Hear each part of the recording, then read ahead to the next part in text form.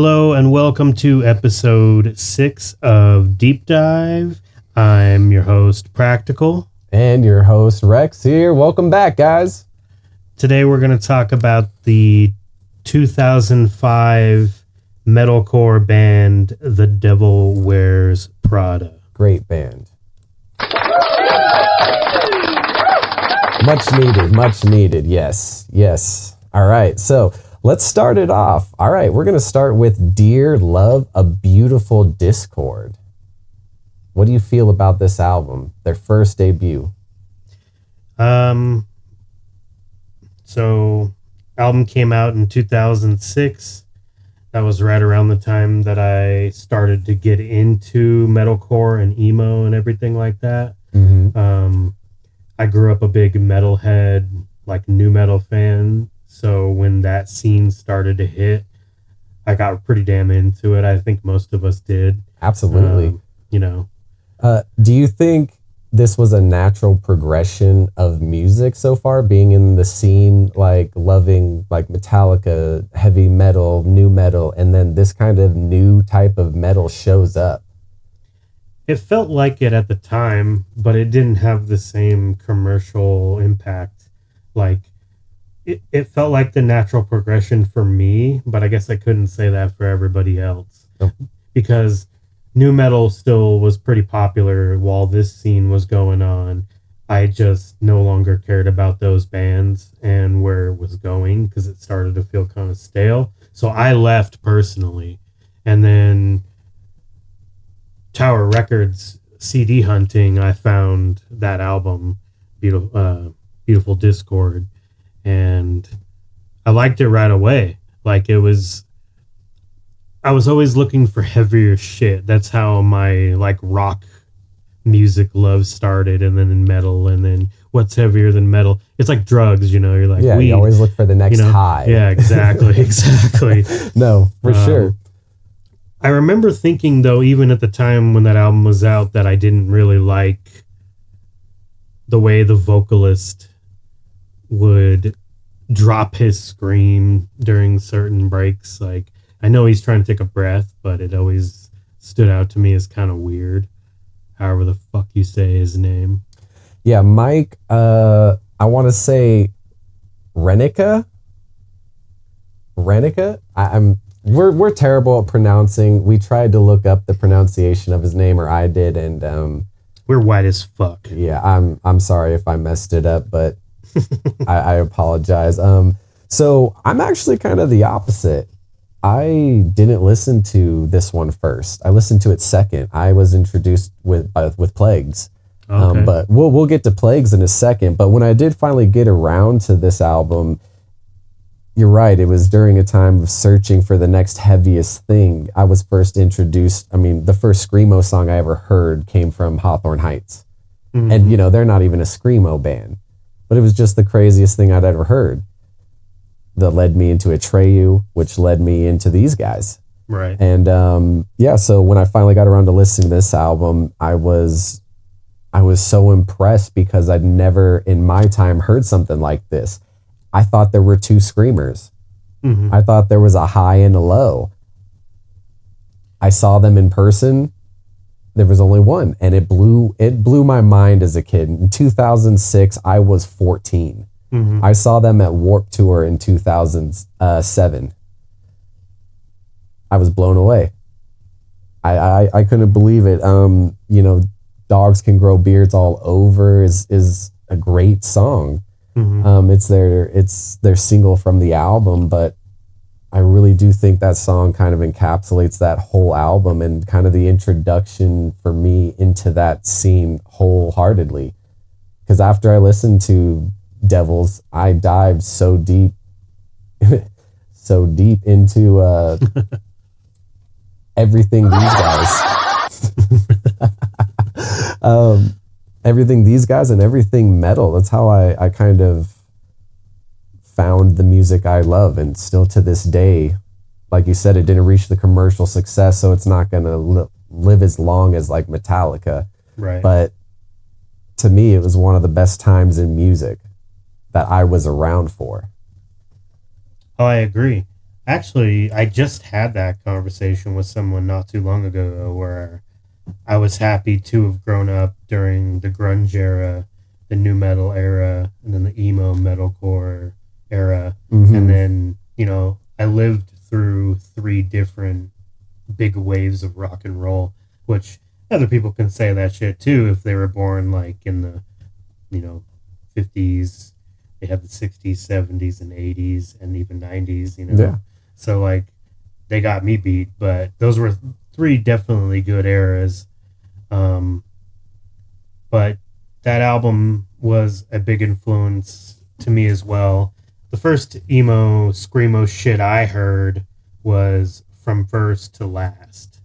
That was what my buddy Kevin had Great. came over, and Love it. he was wearing the really fucking tight pants, and he was a drummer in a band, and he's like, dude, you got to check out From First to Last. And I was like, all right. And I fucking hated it first. He showed me that Dear Diary, My Teen Angst Has a Body Count album. Oh, And I just love fucking that album. hated that album at the time. But again, I wasn't into it yet. So I was like, what the fuck is this shit? But like, I burned it to my iPod and I started listening to it, and then eventually, as with a lot of things my friend Kevin would suggest, I came around and I was like, hell yeah, this is pretty awesome. But he probably thinks I'm a dick because I was always like, this sucks. It's hard, especially with that music. It was such a turn. That's why I asked you about the natural progression of things, because I feel like the emo metalcore scene was just a combination of the emo, like, saves the day kind of mixed with like Lamb of God. They took that kind of screaming to a new level, and they took kind of some aspects from like the emo scene, because like Hawthorne Heights, like I said, was the first screaming I'd ever heard. They weren't big on it. They did it very rarely, kind of. Right. But then you have the ones that slowly progressed that full on screaming while still taking with them these things from like Lamb of God, like I said, and then, Saves the Day. That inspired a lot of our emo bands at the time. Oh, definitely. And I think it was just great. And I think these guys were a perfect example. Like, they were the first ones to, I think, blend it so well. And they do lean more to the metal side, but I think that just speaks even more to what they were able to do and who they were able to reach. Yeah, definitely. And they made that type of metal more listenable for the average listener, because with death metal bands, the nonstop screaming and the brutality is too much for some people. And with this, it's like micro doses of it, For me. And I was super into death metal too. Like, I'll even tell you, as an older man, when I hear new music like that, I only want it to be screaming. I don't want to hear any more of this fucking emo singing shit. But that's not like to say that there's not new good shit like that being made. But yeah, for me, it's that death metal sound that I think alienated a lot of people, and this brought it to more of a forefront, where kind of like in the same way that alternative rock opened the doors for a lot of hard rock or metal enthusiasts. No, so absolutely. It's like, it's all about your gateway, like what gets you into it. Yeah, I mean, them, Under Oath, Atreyu, I think those three are like three of some of the, like, maybe the three most important bands. But it's just hard to say. Everybody has a different taste, and like you said, a gateway. So like I said, specifically in my opinion, those are the three. Because I heard Under Oath's album, I heard Devil Wears Prada, and I heard Atreyu all around the same exact time. And it was at a weird time in my life, so they fit perfectly. Mm-hmm. So that's why, to me, those are, and they happen to be mainly screaming bands. That, like you said, that middle ground between like the emo metal to the death metal. Because I can't do the death metal. I've listened to some like the Black Dahlia Murder, like Doom War Gear. I love them. They're cool, but like Darkest Hour, they're love cool. Them too. I mean, I really like Between the Buried and Me. Mm-hmm. Those guys are Constellations is amazing. I love that album. Mm-hmm. So I have some exceptions, but it's still normally not my cup of tea. a little Yeah. too much for me.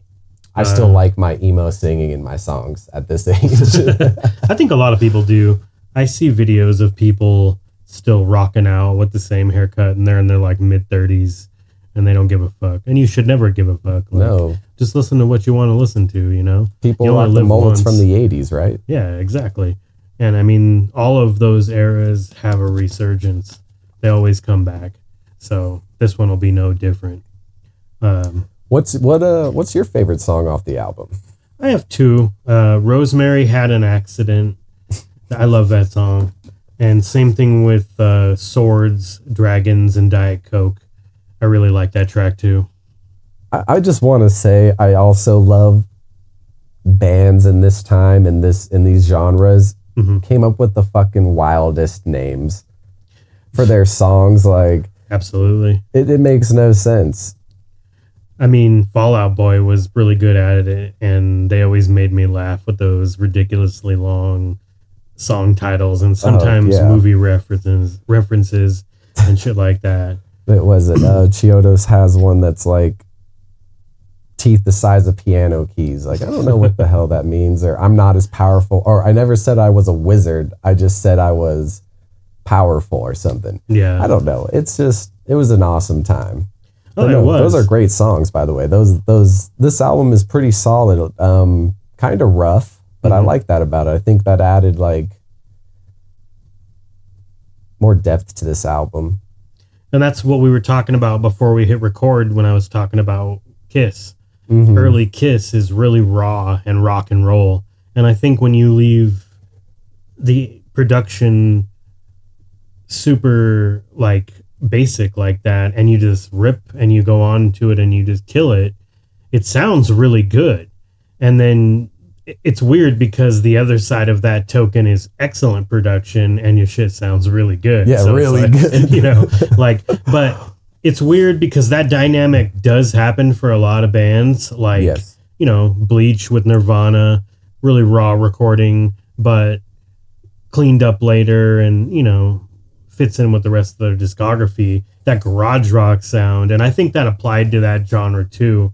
And then speaking of funny names, we get to Plagues in 2007. And I have to right off the bat say how much I love You Can't Spell Crap Without the C. Just song names like that, dude. They just make me laugh. Like Nichols is money too. yeah. Like what? But this album, they matured their sound again. And something that's pretty great about that first album and all of their albums is they're short. They don't try to pump you too full of music through the whole album, you know? They're like 10, 11 tracks. They're right to the point. And that's what I would say about Plagues. It's right to the point. It improves on everything Beautiful Discord starts with and takes it to the next level. No, absolutely. And as a testament to that album, when it came out, actually hit the Billboard 200 at number 57. That's Like, impressive. Yeah. for a band whose sound most people, I would say, disliked. Not a lot of people liked the screaming. I should say, I guess, the more average listener. But, you know, Not your Radiohead listener. Fuck Radiohead. Fuck 'em. don't know 'em, whatever. They're your favorite band's favorite band. That's Radiohead. That's awesome. That's what I feel about No Effects. No Yeah, Effects is that everybody's applies for them, favorite for band's punk, yeah. favorite band. Yeah. But no, at number 57, like that's pretty high. That's higher than I would have expected. With not having the same type of radio play everybody else has. You know, the choruses are really good, but most people can't understand what he's saying because the average listener doesn't listen. Right. So, no, but I agree with you. Plagues, which only came out a year later. I know. Yeah. I was going to comment about that too. Like when these bands and all bands first start out, they're like album, year later, album, year later, album. And then the more popular they get, it's like 3 years, 7 years, No, fucking exactly. 10 years if you're Tool. No, it is impressive. I think they did 5 of these albums within 5 years, from 2006 to 2011. Yeah, because they did A Beautiful Discord, Plagues, With Branches, Zombie EP, and then right after was Dead Throne. And that's 2006 to 2011. That's pretty wild. It's impressive, especially, they were on tour a lot. I saw them at least 2 or 3 Warped tours. They were always on tour. Like, where do you have the time to tour and release 5 albums in 5 years? It's incredible. It is. And that's how it is for those young up and coming bands. They're pumping up their numbers with tours and albums, and at least back in that time still, things were not quite the way they were now, but I think that album, it also has HTML Rules Dude on it, which was one of the first songs by them that I actually loved. I was like, that song is just fucking badass. And it kind of encapsulates all the stuff from that time period into one song. It's weird. It's hard to explain, but... No, I get what you're saying. This song is probably my favorite song. And there's a part where Mike does this like roll into another word, and it sounds so fucking mean, and it's at such a perfect point, dude. I fucking love that song. It is definitely my favorite on that album. Yeah. It's so good. For sure. Surprisingly to me, when I first listened to this album, was Craig Owens from Chiodos being on the song You Can't Spell Crap Without C. Yeah. When I was listening to it, I was super into Chiodos, and I heard it and, blew my mind.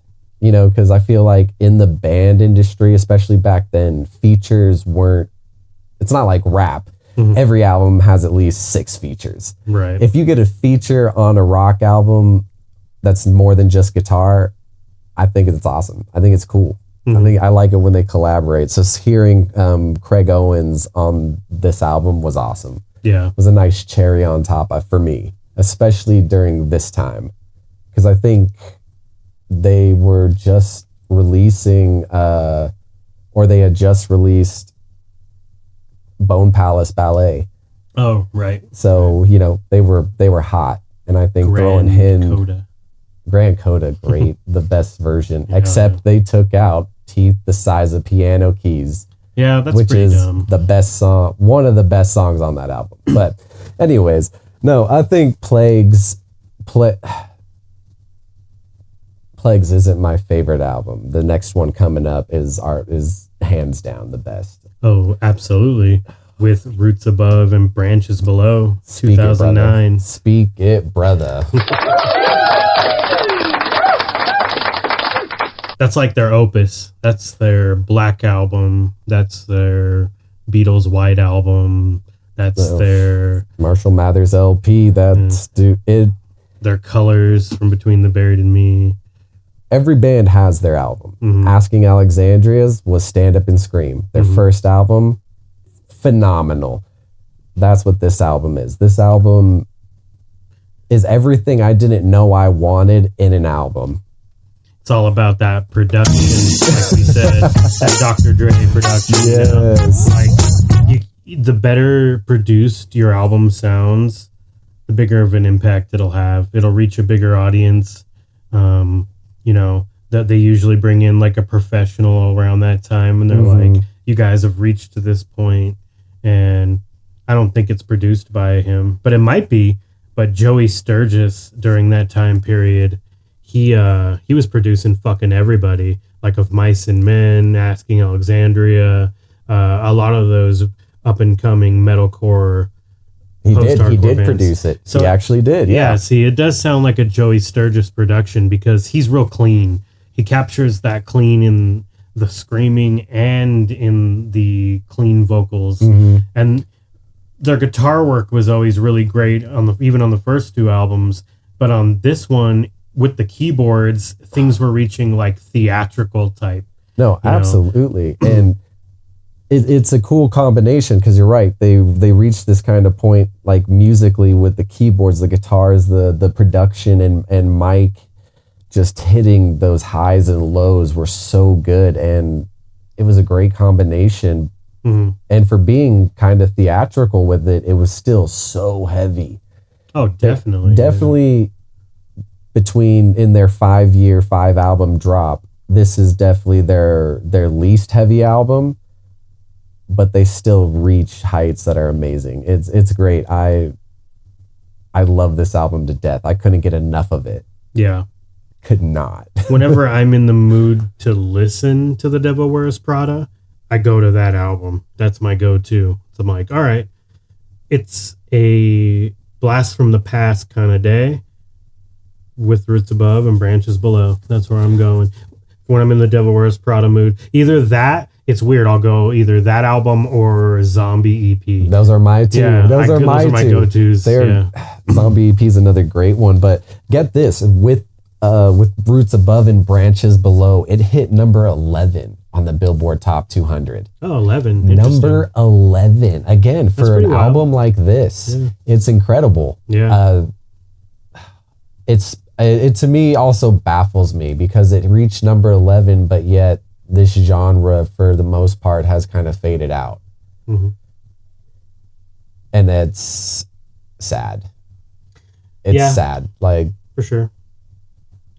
I think that was also where it started to pick up in a more commercial way, and that's what's kind of bastardized the older fan base, because I think so. Then it was like very formulaic. It no longer had that raw vibe, and albums like this are always to blame for that, but you wouldn't want it any other way, you know, like same with Bring Me the Horizon. Mm-hmm. You know, nowadays I'm not knocking on anything. Their last album, Human, I can't remember the name. It was good. Mm-hmm.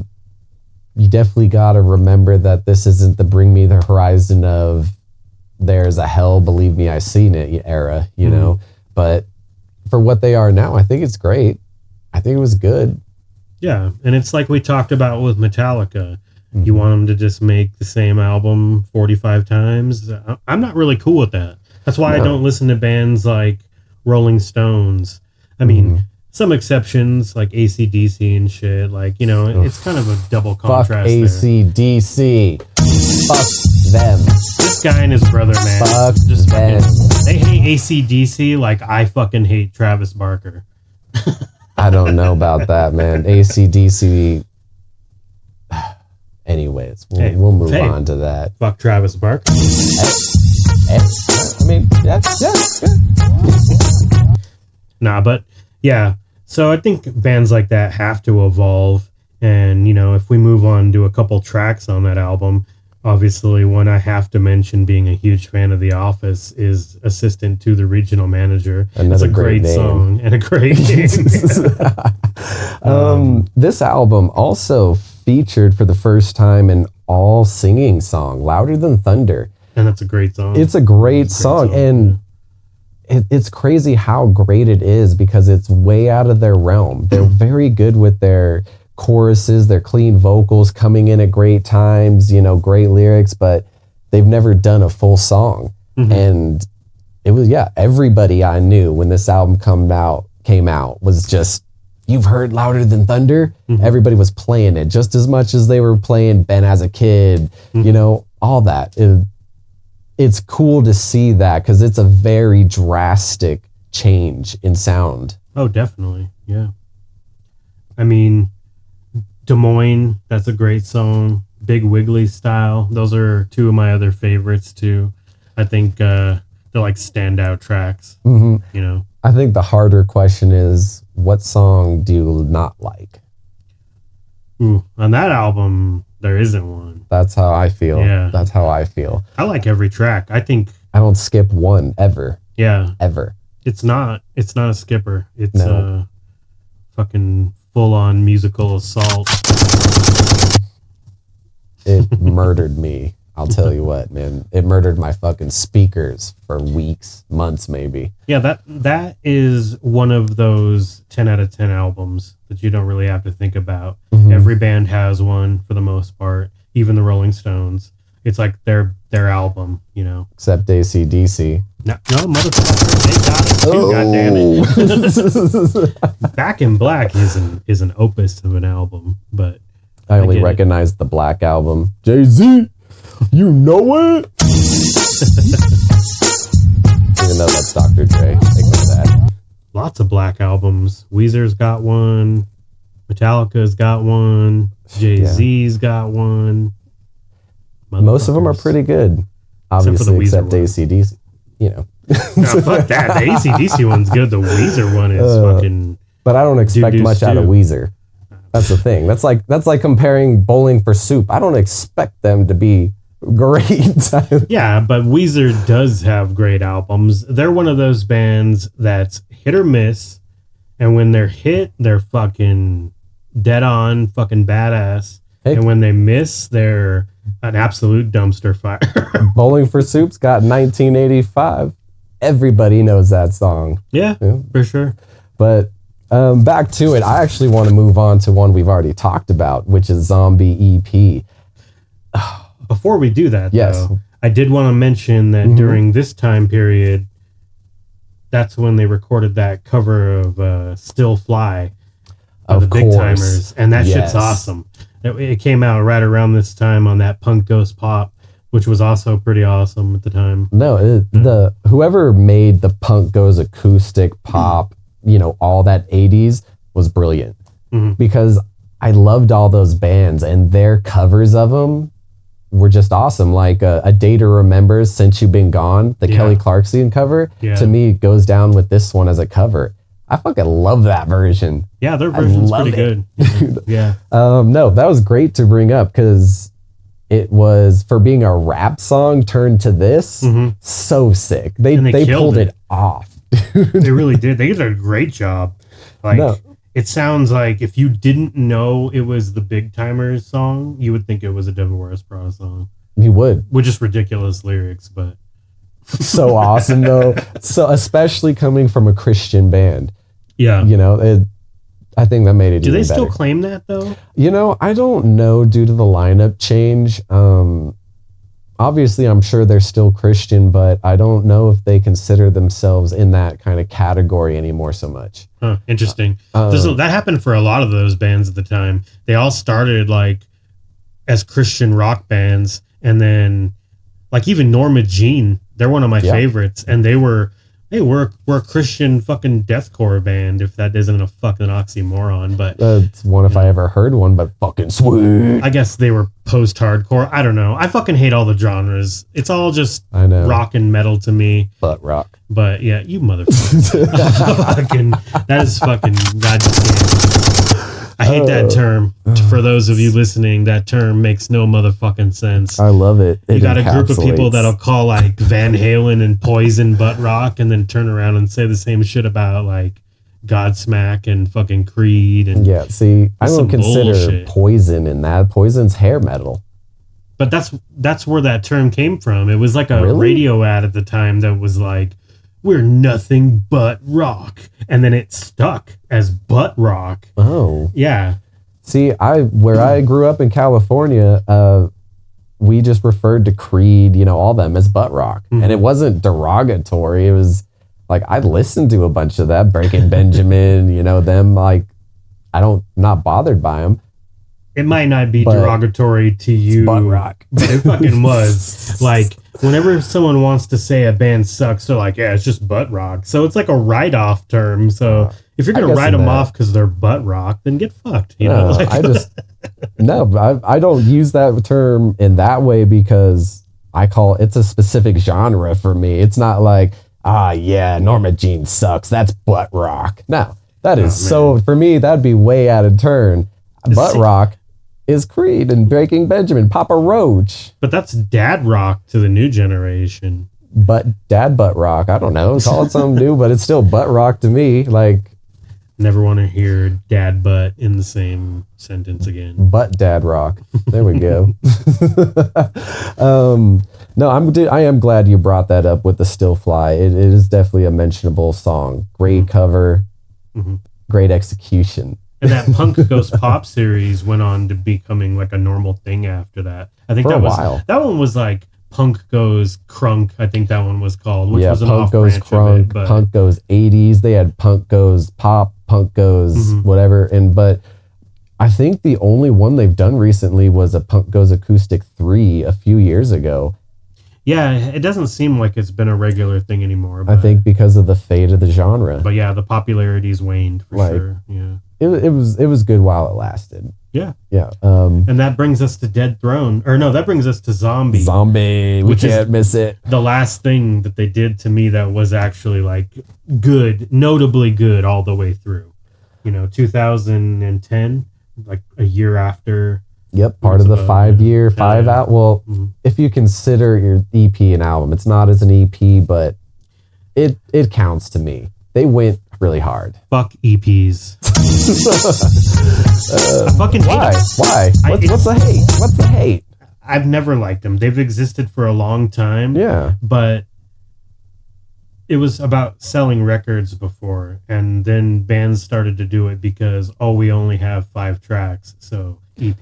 And it's like, it's lazy. Well, just wait and write 5 more fucking killer tracks and release that shit, like, can you imagine how good a Zombie album would have been if those 5-6 tracks are already badass? well, you got to also remember, bands a lot of time when they get into deals, they can only release an album every 2 years, a full length.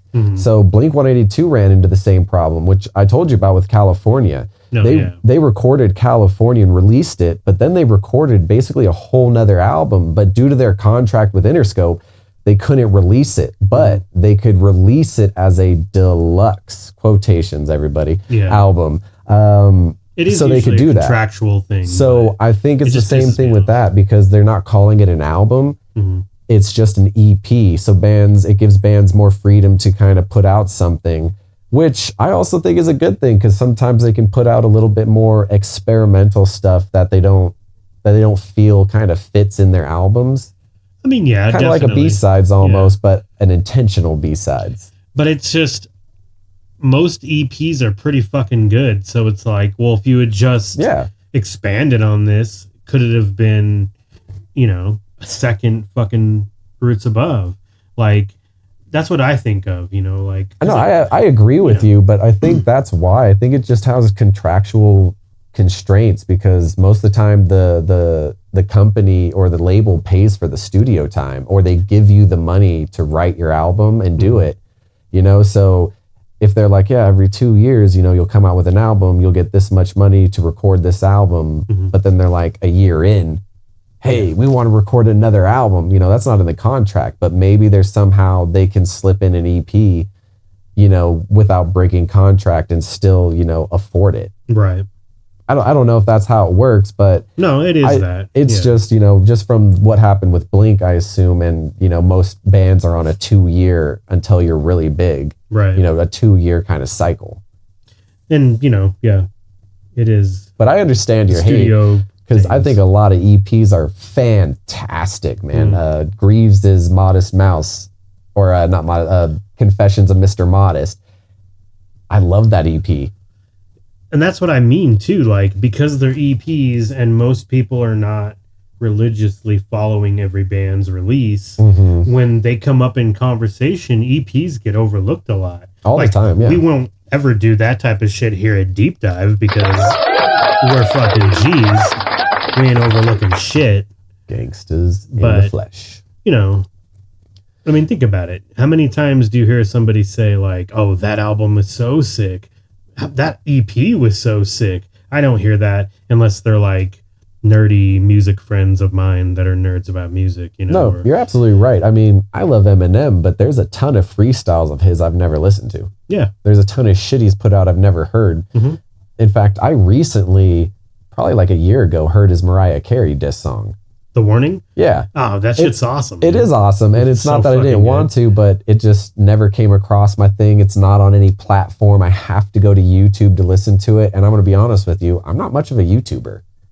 It depends for me. I'm kind of way out of the loop on YouTube. But anyways,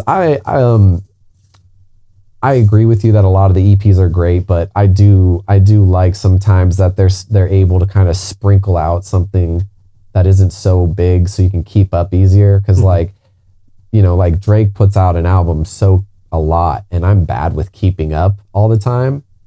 So it's hard sometimes for me to keep up. Because everybody's releasing all the time, you know, so I get backlogs just like with my video games.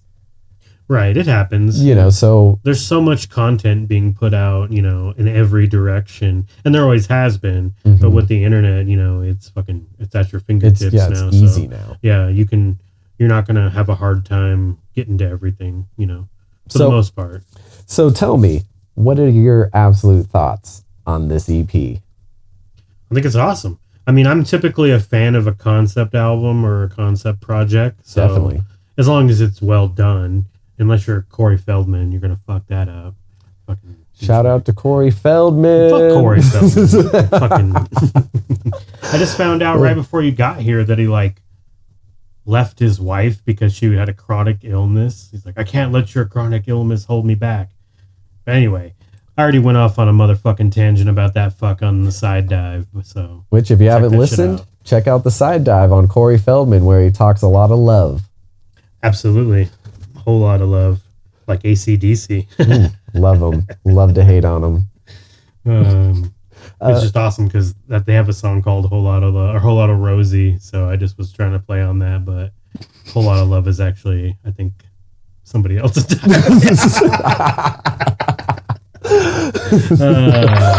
Thank you, live studio audience. We appreciate the applause. You guys are so great. Oh, man, I love having those guys here. They make me feel better. Right? We'll get coffee later.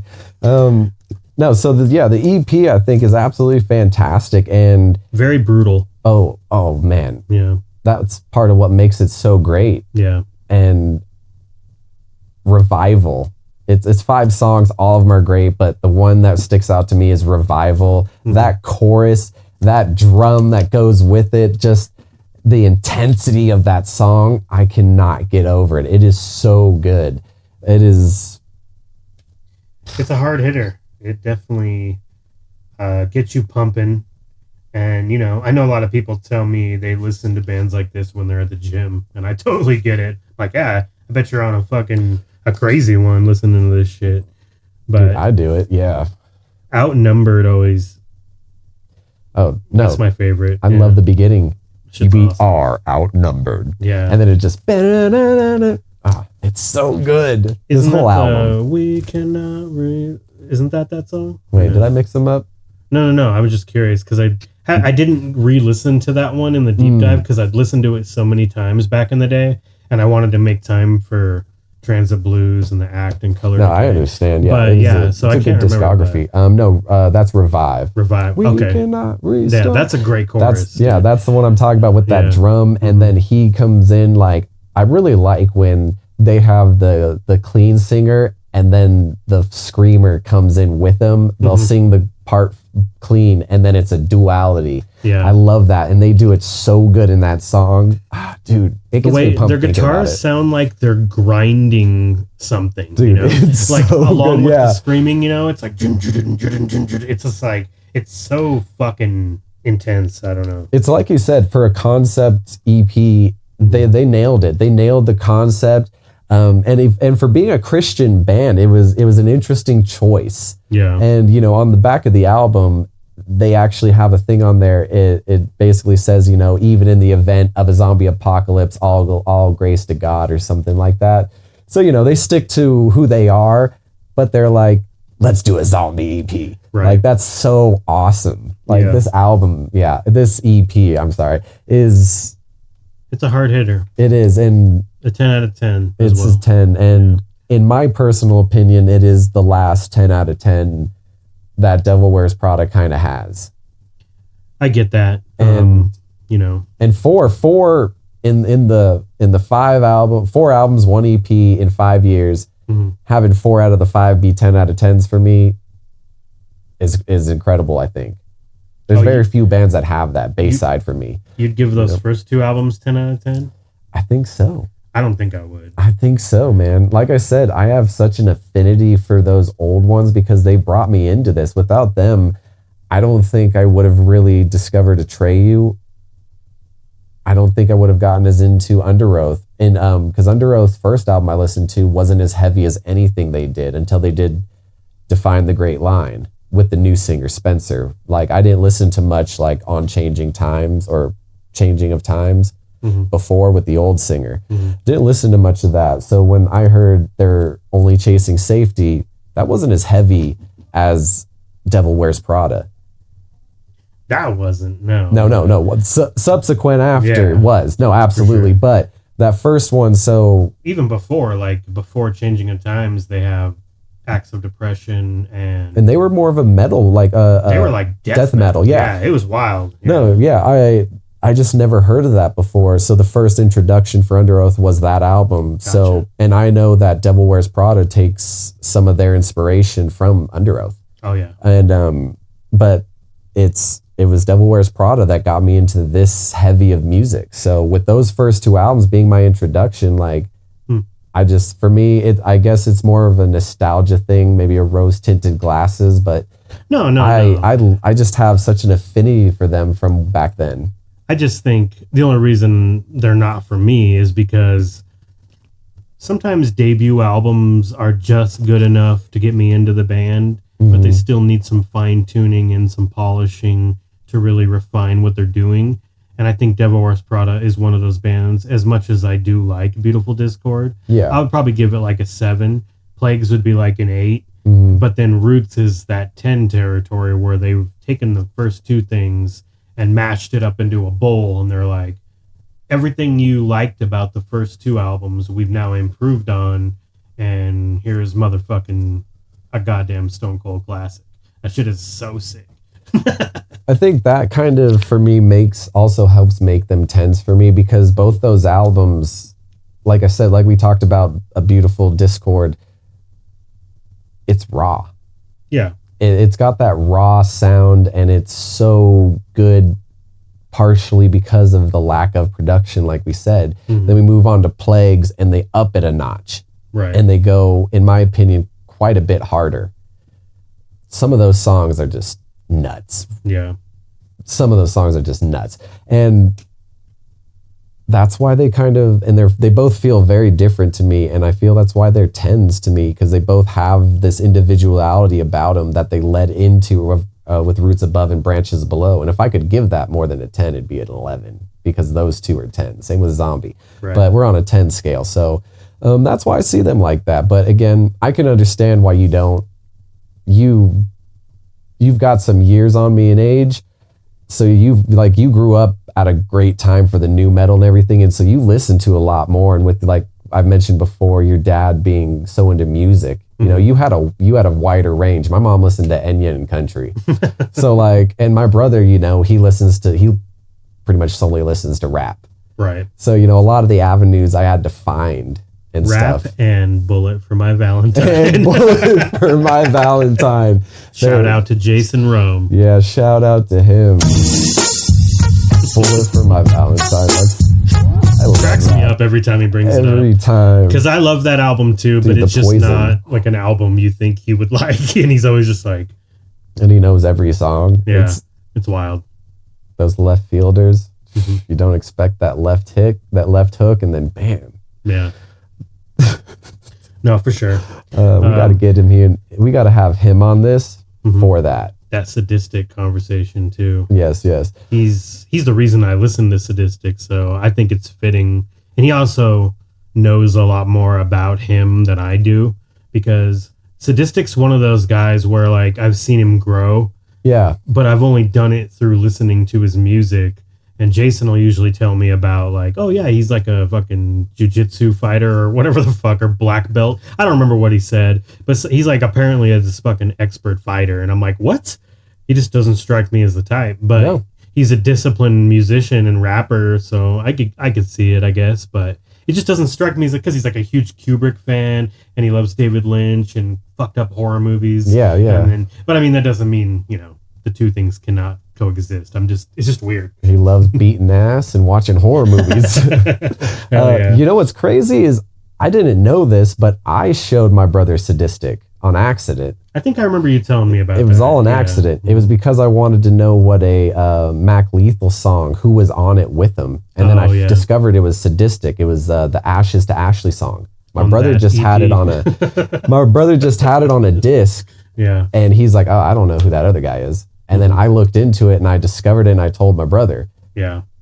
But I'm not as into him as you guys are now. I like his older stuff. But anyways, back to the Zombie EP and the Devils. Yeah, I rate those 10s for me. And it's hard to say because I'm pretty critical of music unless I really like a band. There's very few that hit that mark, like Bayside. Right. Silverstein hit it for me. Mm-hmm. Not Blink-182 though. We have thrown out enough bands that now you motherfuckers know we mean business. What can we say? Just saying. Nope. What can we say? We're here to dive. Yep, that's right. So I'm curious. I'm curious on how you feel about the next album. Coming right off of this is a year after Zombie. Dead Throne from 2011 is a Devil Wears Prada album for sure. It's one of the albums of all time. I like it, but it's the last album by them that I enjoy all the way through. I don't really like the sound shift. It seems like it goes heavier and in favor less of the melodicness. Mm-hmm. Yes. Which is funny in contrast because, like I said, nowadays I want more of that. But when this came out, I wasn't that thrilled with it, especially following up in terms of albums to With Roots Above. I was kind of like turned off by it, but it grew on me. Yeah. It's very brutal. And one of my favorite songs by the band is on that album, and it's that all instrumental Kansas. I fucking love that track. I use it to like start up playlists and shit sometimes.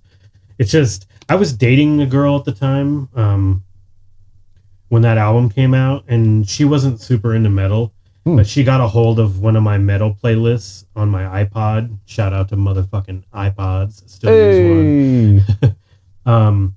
And she texted me and was like, a lot of that metal is really beautiful.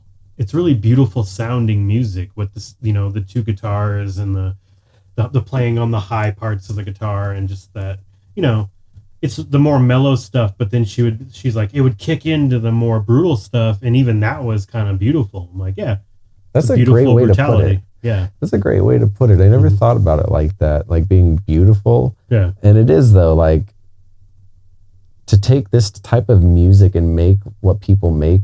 Right.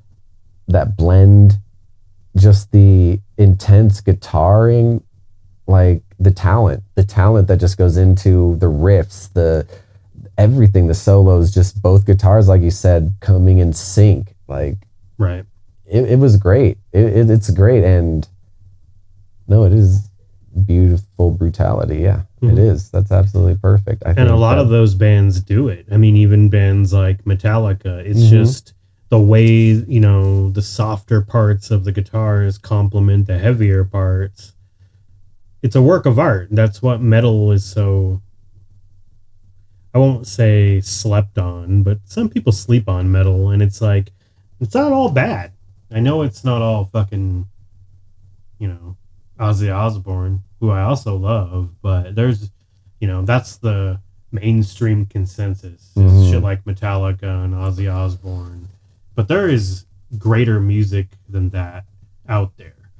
Yeah, no. Greater, it might be subjective to some, but it is a subjective thing. Yeah. But and it's also, I have a lot of people tell me, like my girlfriend, she was raised Christian. She's more into like the radio music, but she likes some of the metal I put on. She likes some of it. She listened actually to a lot of this with me because we play a lot of Call of Duty Zombies together, and I put it on while I'm playing.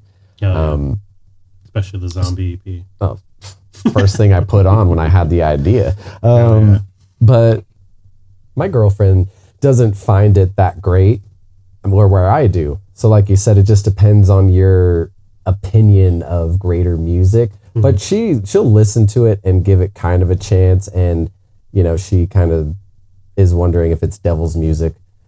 You know, she was raised Christian, like I said, kind of growing up. So when she first hears it, she's like, why are they so angry and why are they screaming? And I think like that's something a lot of people who don't listen to this genre kind of understand. Like the screaming is kind of like a big focal point of the emotion behind the music. Right. Like it's a buildup of anger, angst, and just, you know, what drives you. And they're just kind of speaking it in a more aggressive tone. And I think that adds to that kind of beautiful brutality you're talking about. Like, you know, Atreyu has a song I really like. It's called A Fork in the Road, and it's about his alcoholism. And like the song is amazing, and him screaming those words, you just kind of feel the feeling he had behind it and why he had to quit. Mm-hmm. And I'm going to steal that beautiful brutality word because I like it a lot, but that's kind of what it means to me. And like just people I don't think understand that. I have a playlist called The Beautiful Brutality because of that girl I dated. I've always called it that. It's changed like 8 times because I dated her like 15 years ago. Yeah. But yeah, it reminds me of her.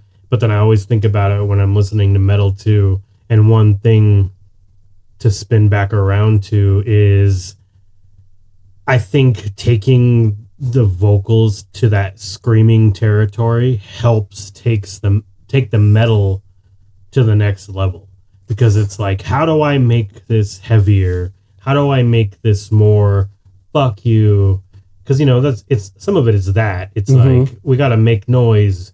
And that's part of being metal. We're louder than your rock counterparts and absolutely shit like that, you know? So, like, how can you take it to the next level when we already had Megadeth and Pantera and Metallica, and then later, like, Korn and fucking Slipknot and those commercial heavy bands who influenced all of these dudes, which is what's also awesome because they sound nothing alike. But I think the screaming is what takes it to the next level, and I think that is what's lost in a lot of people. And I get it because it can be hard to listen to. It's jarring to people. Yeah. And people are like, you know, when I listen to music, a lot of people want to be able to sing along to it to some point. Yeah. You know, and it's harder to do that in these type of albums. Definitely. You know, because you can't just be like, while you're driving in your car. I mean, you can, but most people don't. Yeah.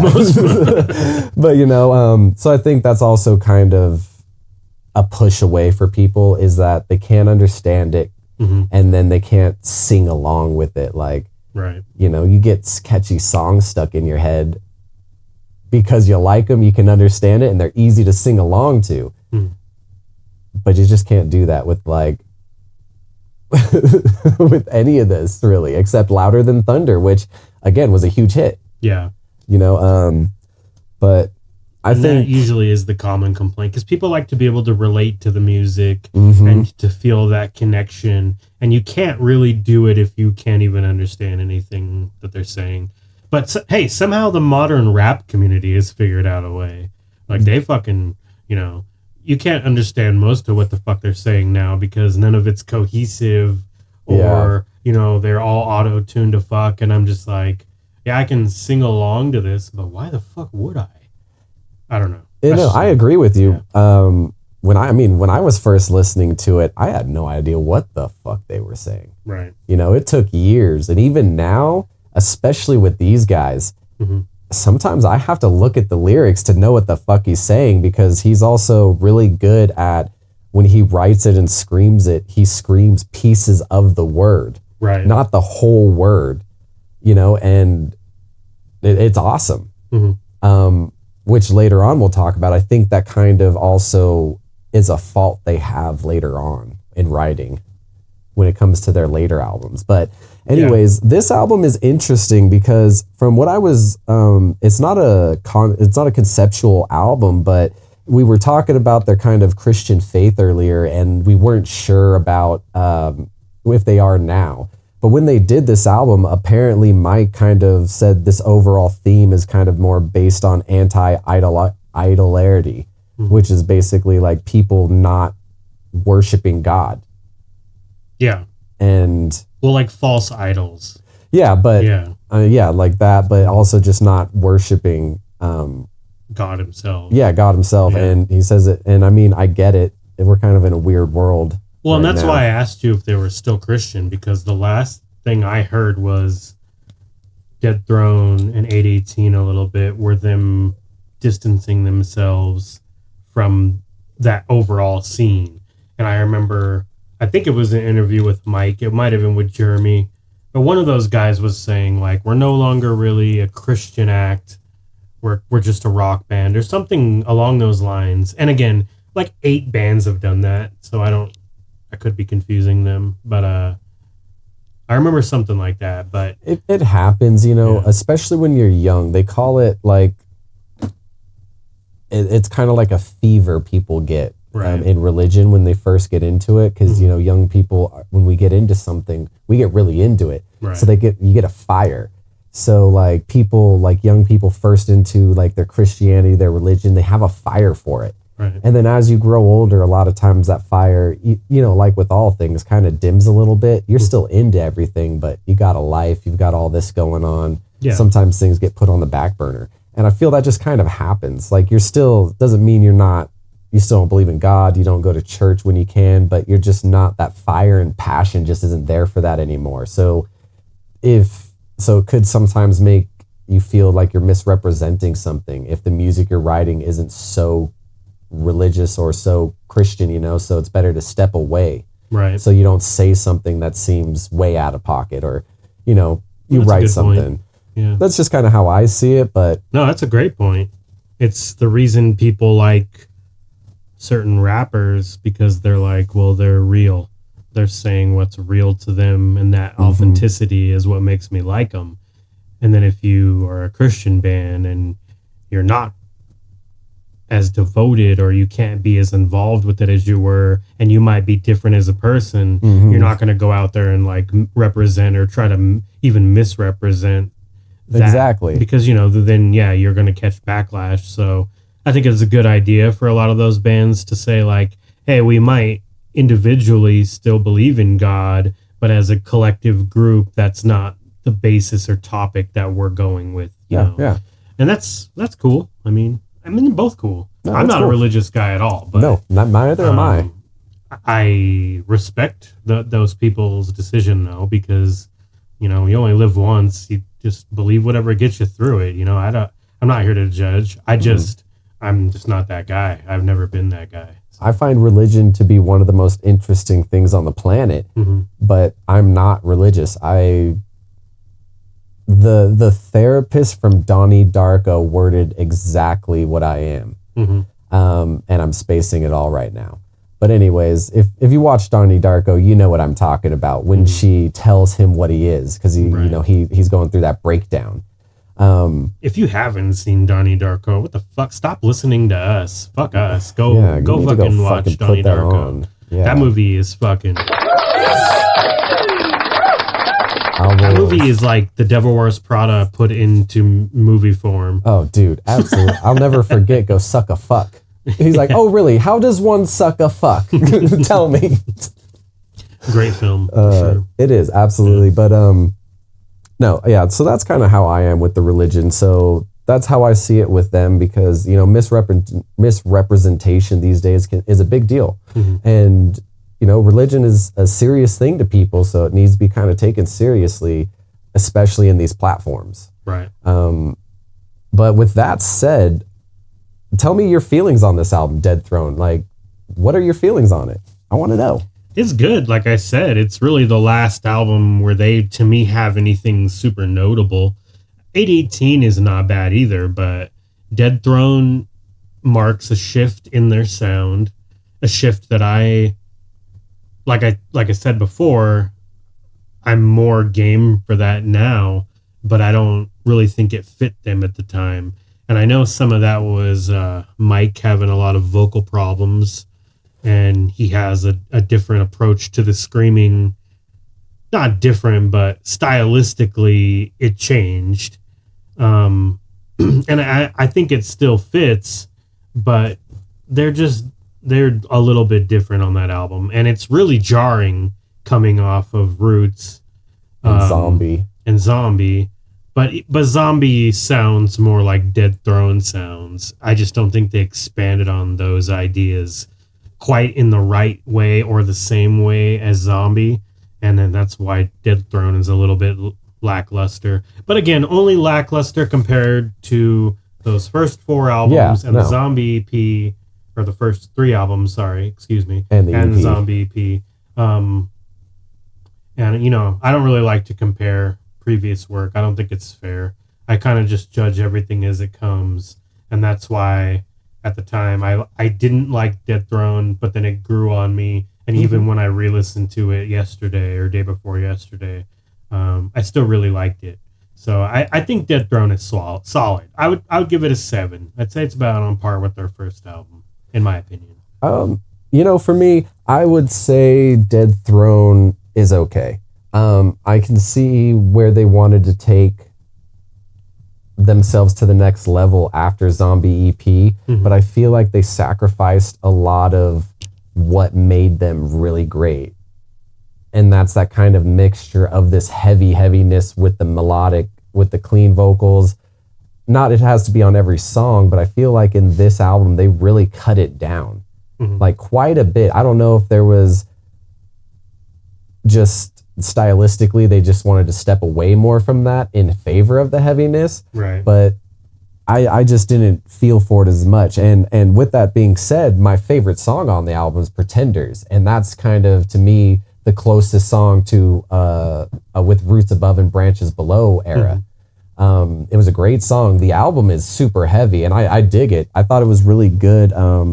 I do feel like I hear Mike struggling a little more with those highs and lows, but fair to that guy, he learned to scream himself. It's hard, and he's hitting those dead vocals or those dead chords, and it's really hard on your throat, especially if you don't do it properly. And as we were saying, this is the 5th album or 4th album and 1 EP in 5 years, plus the touring. That's gotta take a toll. I mean, yeah. M. Night Shadows or M. Shadows from Avenged Sevenfold. Yeah. He's heard himself like in Bullet for My Valentine. The guy Matt, he said he had to relearn how to scream properly after that EP, and then they did the Poison because it was just tearing him up. That's why in their 3rd album it's not as prevalent, but it's a lot better. Yeah. So a lot of these guys, and I think this is what's happening to Mike. I think he's just struggling a little bit more with his traditional screaming style. Right. Because, I don't know. I know there is a vocal coach, a lady who's like the queen of scream, and she goes around and teaches all these guys how to scream properly. But I don't know if she did that with Mike at this time, or, because a lot of times vocal coaches will come in, like you said, once you reach a certain, fame number, they start bringing in more production, which includes vocal coaches. So absolutely, I don't know if they brought that in for him, but you can definitely hear him struggling a bit. And in 818 is more of his approach to it, his relearned screaming. Right. So it does sound a bit different in 818, but yeah, in Dead Throne, I do appreciate its heaviness. And I would probably say a 7 is a good number for it. It has some bangers. Mammoth on there is good. You said Kansas. Vengeance is my favorite. Vengeance track. Was all right, but yeah. Pretenders is, I really liked that song. I thought it was really good, kind of closing in the album, because it's second to last track, I think. Right, towards the end. Yeah. So it's really good. As the album as a whole, a 7 is really good, and I do agree with you. The number kind of drops for me as we go album to album from here on out. Well, and part of that, I think, is, like we talked about, the producer. Joey Sturgis did not come back for this album. He was busy producing, I think, Stand Up and Scream from Asking Alexandria. Which would make sense. I mean, It's 2011's when that came out. Yeah. And, you can kind of hear the similarities between that and with Roots Above and Branches Below. Oh, yeah. A lot of the similarities and their own take on it, more of a techno-y take. They have that whole shit where it just breaks down into a techno beat for a song. Joey Sturgis is that groove producer. He wants you to find that guitar groove or that beat groove where you're... And that's why I love Of Mice and Men. And I mean, I love the first two albums, and they're Joey Sturgis albums. That And makes sense. that explains, like he had a certain approach for the band in the studio that brings out the best in them in a way. No, absolutely. That is true for a lot of bands. Like Rick Rubin, he produced a lot of Chili Peppers, and I think he brings out the best in them. And this album, Dead Throne, is produced by Adam Dutkowitz. I forgot I fuck up names, just like we mentioned earlier. Yeah. But he took the band along with themselves producing the album in a totally new direction. And it still had a bunch of what makes Devil Wears Prada, but it also shifts focus to this heavier, more brutal, less melodic shift. And I think it probably alienated fans of those first three albums. But they probably gained some new fans as well. So it's absolutely. like a mixed bag, but I feel they had a perfect mix in Roots Above and Branches Below, and then onto Zombie EP. Right. Zombie EP was brutal, but it still just had that roaring choruses, those, clean vocals with just intense. I loved it. That thunder. That motherfucking thunder. That album had both those, the EP and that album had that thunder, that lightning in a bottle. Absolutely. And this album, I can understand why they did it, because Zombie EP was so heavy and they had a momentum with that. So they're like, let's run with this. Yeah. Because it was widely praised, especially for an EP. Did this one not chart like those other ones? I have to imagine it was a lot lower. Honestly, do they chart EPs? Do those Sometimes. make it? No, but I mean, I'm talking Dead Throne. Oh, Dead Throne. Oh, I apologize. Because you said Yeah. Roots was 11, so Just take a guess. Take a guess for me. higher or lower? Just take a guess. I want you to just guess. No hints. 80? 10. No way. 10 on the top 200 Billboard, selling 32,420 copies in its first week. Damn, that's not a lot of copies, but for a band like that, I guess that's impressive. I mean, 32,000? 32,000. No, it's not a lot, but the first week. And back then, like, we're still 2011 era, so we're not as digitally capable now. True. Yeah, but number 10, I'm shocked on that. But good for them. No, it deserves its praise. Like, I'm not hating on Dead Throne at all, just because I don't like it as much as their previous projects. But I think it's still a great album. I think what they were trying to achieve, they almost hit it. Yeah. I think when they went for the heavier sound, they did achieve that. But I feel, maybe they were too full of fire after that album, and it kind of, like Icarus, too close to the sun, burned up his wings too quickly, yeah. But I think a 7 is a great rating for Dead Throne. Hell yeah. Well deserving. Well, that brings us to what I imagine is going to be the start of some shitting on some projects. I don't know. We're at 818. The band's 5th album comes out in 2013. Was pretty lukewarm among me and my friends, or my friends and I, for all you grammatically correct people out there. Apparently, I'm a fucking high as shit, but I'm doing my best here. I'm high too. That blunt was good. Yeah, but absolutely. This is, I think, the signal of kind of their loss of cohesion in the band. You up to this point, you've had mostly the same members. Mm-hmm. And then here in 818 at the start, we see the loss of the keyboardist. I believe his name is James Bainey. Yeah. So he departs the band. Didn't Jeremy leave at this album too? No, actually Chris Ruby. Album? Chris Ruby.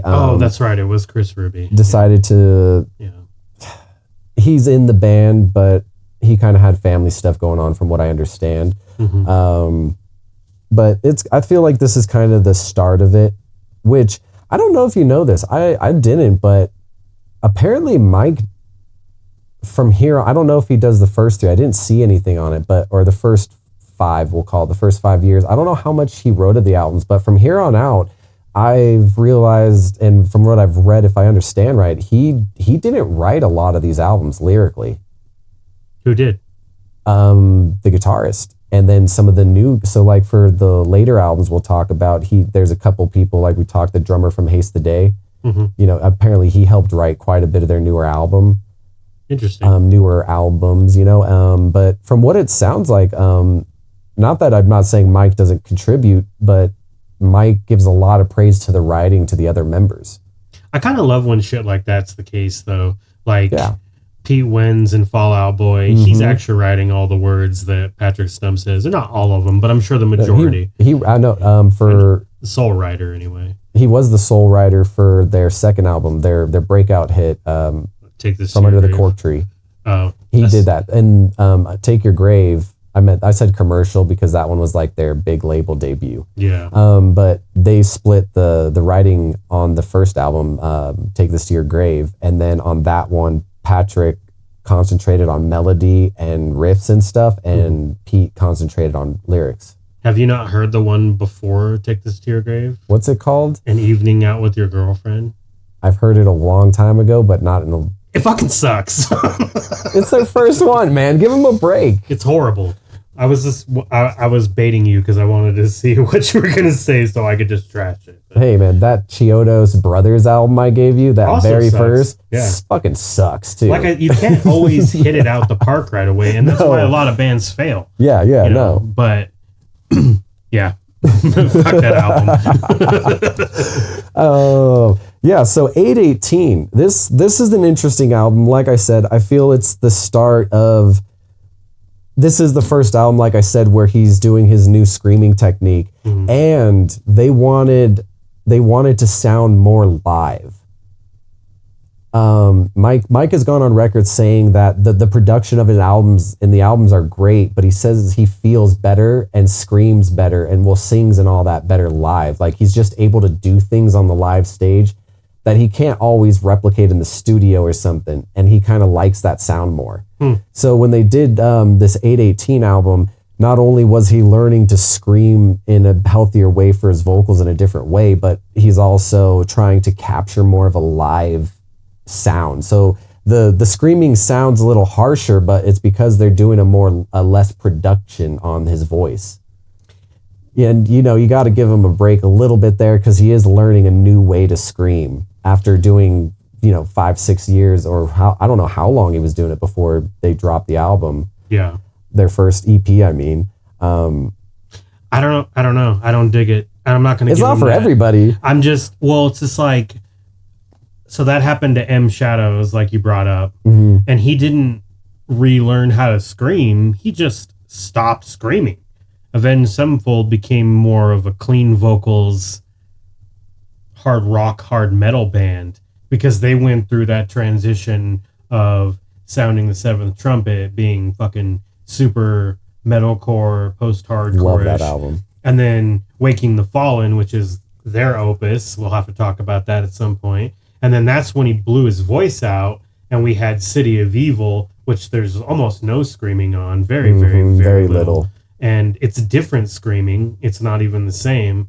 So, and same thing with Under Oath. Under Oath also shifted away from the screaming, at least as heavily, and Atreyu. And I kind of like that better. Like, if you blow your voice out, stop doing it then. Because you're not going to sound as good as you did. You had to relearn to scream now.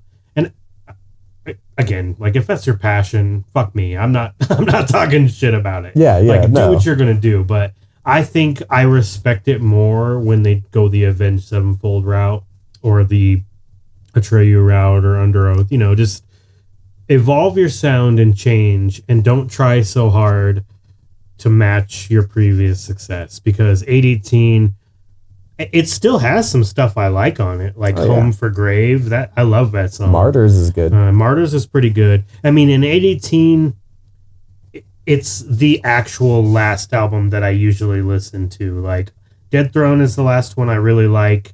818 is where I draw the line. Mm-hmm. As the listeners find out as the rest of this shit goes on, I will not be as kind. 818 is the last one I have no super ill will toward, but I'd still only give it a 5 or a 6. I mean, I don't know. That might be too harsh. I don't give a fuck. That's my opinion. Like, I think, and that might even be generous. I don't know, but I think it's kind of generous, and this is where we come to that weird crossroads where, you know, like you said earlier, a band has to evolve. Right. You don't want them to make the same album every time. Yeah. Zombie EP and With Roots Above are 2 great albums, but the conversation would still lead to a negative kind of view that I have of later Devil Wears Prada albums, because then it would just be the same, and my complaint would be, you know, why don't you make something new? Yeah. But so it's that weird duality. It's hard to kind of sift through that. Like, we want something new, but it can't be too crazy new, but it can't be too reliant on the past. Like you said, you can't live off your old successes. You got to make something new and evolve. Yeah. But there's such a fine line on where you'll land when you do that. And it's I think hard. And unfortunately, I don't think the Devil landed it. The Devil's Wear Prada landed it at all. And that's not, I'm not meaning to say anything too crazy bad about them. It's just, it's hard to do. I mean, more power to them for being around for like fucking 15 years. 20 years. 20, you know, like, that's great. 19, yeah, but 20. That, you know, I'm not saying that they probably don't still have some merit after 818, but, you know, to quickly name off Transit Blues, The Act, and Color Decay, I could end this fucking review right now and be fucking fine with it. Like, that's how I feel about those albums. Yeah. So much so to the point where I don't really even have songs that stood out to me for me to mention. Like, I'm going to blanket statement when we get to those ones, but 818 for me is the last one with a notable shout out song. You know, I mean, Zombie EP2, which came out the same year, or no, 2 years later, 2015, I can't read my own handwriting, but Zombie EP was, I believe, 21. That was the EP2. Space EP, I thought. No, EP, Space EP. So it went Zombie EP, Space EP, Zombie 2. And Space EP was, I believe, 2015? Pretty sure it's 2015. I thought it was 2021, but I could be wrong. No, you got it backwards. Zombie EP is 2021.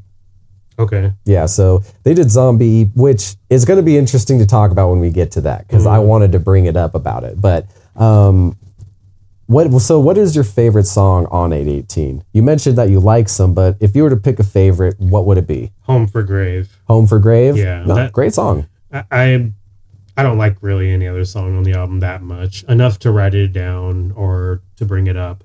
Again, it's not that any of it's bad, but I'm over it. I was already starting to get over it with Dead Throne. And then right around that time, they came out with that Dead live album. Dead or Alive, yeah, I think. Horrible. Like, I skipped that one because I was just skipping live albums. Yeah. I mean, most of the time I do too, but I bought that one when it came out. Okay. So I've heard it a couple times, and musically it still sounds good, but Mike's struggling real hard, and it's just rough to hear, because some of those bands, they don't sound that good live, you know? I mean, sometimes they don't. It really depends. Like Evergreen Terrace, they sound fucking amazing. They sound like the album. But I've seen Devil Wears Prada live like twice. Seen them quite a few times. It was not that good. Craig Owens, that guy, whatever reason, his scream is way more brutal in person. Oh, absolutely. I've seen him live quite a few times, and oh man, he's just like got this high pitched, just mean, just scream, and it's so good live. Yeah, I never saw him live, but I've seen videos And maybe it's the way he cups his hand over the mic when he screams, but whatever it is, it's deeper for sure. He gets it, and I've seen him twice, both with Chiodos when I saw him the show before he got kicked out of Chiodos on the Warp Tour, and then I saw him when they did Devil, when they got back together, toured and did Devil, and on Devil he's got some of the heaviest songs they've done. And his scream is just so good. I've always favored his scream. Him and Alex from Atreyu. They might be my two favorite screamers. I just dig their voices. I dig the way they scream. And I'm not talking too much about their singing, just their scream. It's just that particular scream is just, I love it. I love it. I'm sure it's not easy to do either, you know. It's not like you hear, well, I don't know. I wrestled a bear once, and I think she... Oh, she's a killer, dude. She's fucking badass. She's a killer. I mean the second singer, the one that went on to be in, of course I'm gonna fucking draw In This Moment? No. It's, they're up and coming right now. They're actually doing pretty well. The chick from In This Moment she's pretty sweet. Oh, absolutely. Yeah. I love metal chicks like that, like... Yeah, it sucks that they're far and few between, but some of them have just mean screams too. Just like, that's so sick. Definitely. Spirit Box, yes. They're so good. Like, dude. And it's like her and the guitar player from I Wrestled a Bear Once left because they were married, and the other members weren't really treating them like real members. So they were like, oh, you know what? Peace. Fuck you, Spirit Box. Pussies. And now they're like bigger than I Wrestled a Bear Once was. Ever. Arguably. Now, I Wrestled a Bear Once wasn't that big. They were so sick, though, dude. They were. All of their albums, especially when Courtney joins, I love that shit. The last album they put out, fuck, we got to do a fucking I Wrestled the Bear Once episode. They're great. And Beartooth. I don't know if you've listened to much Beartooth. I've heard a little bit. That's the old man in me. That was like later. I was like, Beartooth. I know they came out a little bit before that, but they started to pick up right around the time I was checking out. Their first album's pretty fucking brutal. It's mainly screaming. Yeah. They start out like that. But anyways. Oh, maybe I'll have to go check that shit out then. Dude, I'm telling you, it's good. Their second album's weird. Yeah. It turns into like a butt rock-ish album. I don't know why. Motherfucker, dude. I swear. What? I'm sorry. It's good, dude. It's good. Butt rock forever. That's what I say. He says butt rock forever. I say fuck that shit. Hey, better than AC/DC. So what is Space EP next? Yep, Space EP. Yeah, Space EP. Don't care for that one. I have the same sentiment. Yeah, it's okay. It's not terrible. It's like trying to match the same success as Zombie EP, and I give them kudos for moving on to like a sci-fi feel. Mm-hmm. That's cool. I'm a sucker for that shit anyway. But like sci-fi space movies, I'm such a sucker, even if they suck. I just like it in music. I like when they like tie in horror and sci-fi into the music itself, and it kind of brings out, like, that's why I love Rob Zombie. He does both. Mm-hmm. And I thought it was cool that they did it. I just, once again, I have no fucking songs to say, oh, I love that track. It was okay. I'll say this. It had the same feel to me as Transit Blues, as in Transit Booze. It passed by in a blink of an eye, and I didn't notice. Yeah. All of a sudden, I was on the act, and I was like, what? So I had to go back and made sure I'd listened to Transit Blues, like solely. Yeah. Because, I listened to 818, and then all of a sudden I was on the act, and I was like, what the fuck happened in between? So I went back and listened to them. Space has nothing, I think, to really point out. Supernova's okay. What? I just remembered Supernova. I hate that song. It just, when you said it, I was like, oh yeah, that one was a standout shit track to me. Well, at least we know it stood out to both of us. different ways. Just for completely different reasons.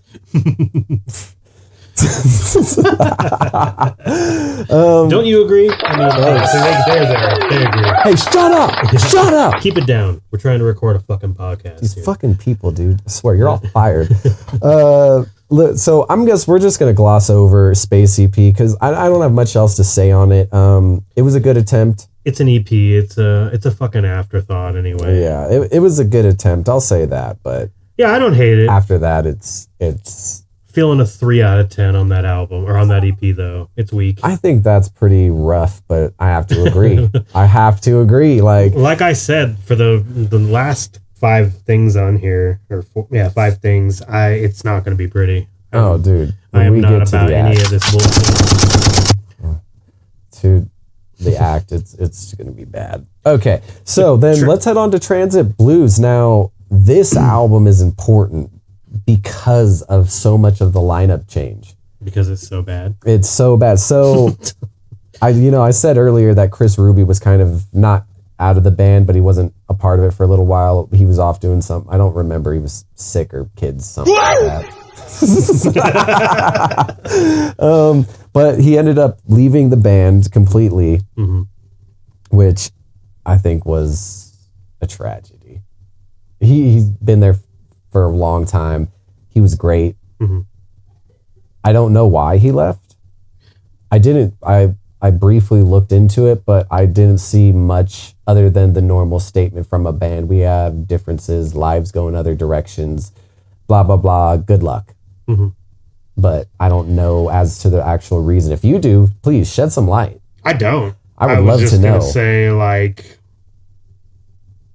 sucks when it happens, but you lose your sound over time, and then an original founding member jets, and that guy is a crucial part of their sound. I mean, it really didn't sound like he was that involved in the 2 previous albums, just based on the style changes, but I think he was pivotal, and I think without him, it's not as good.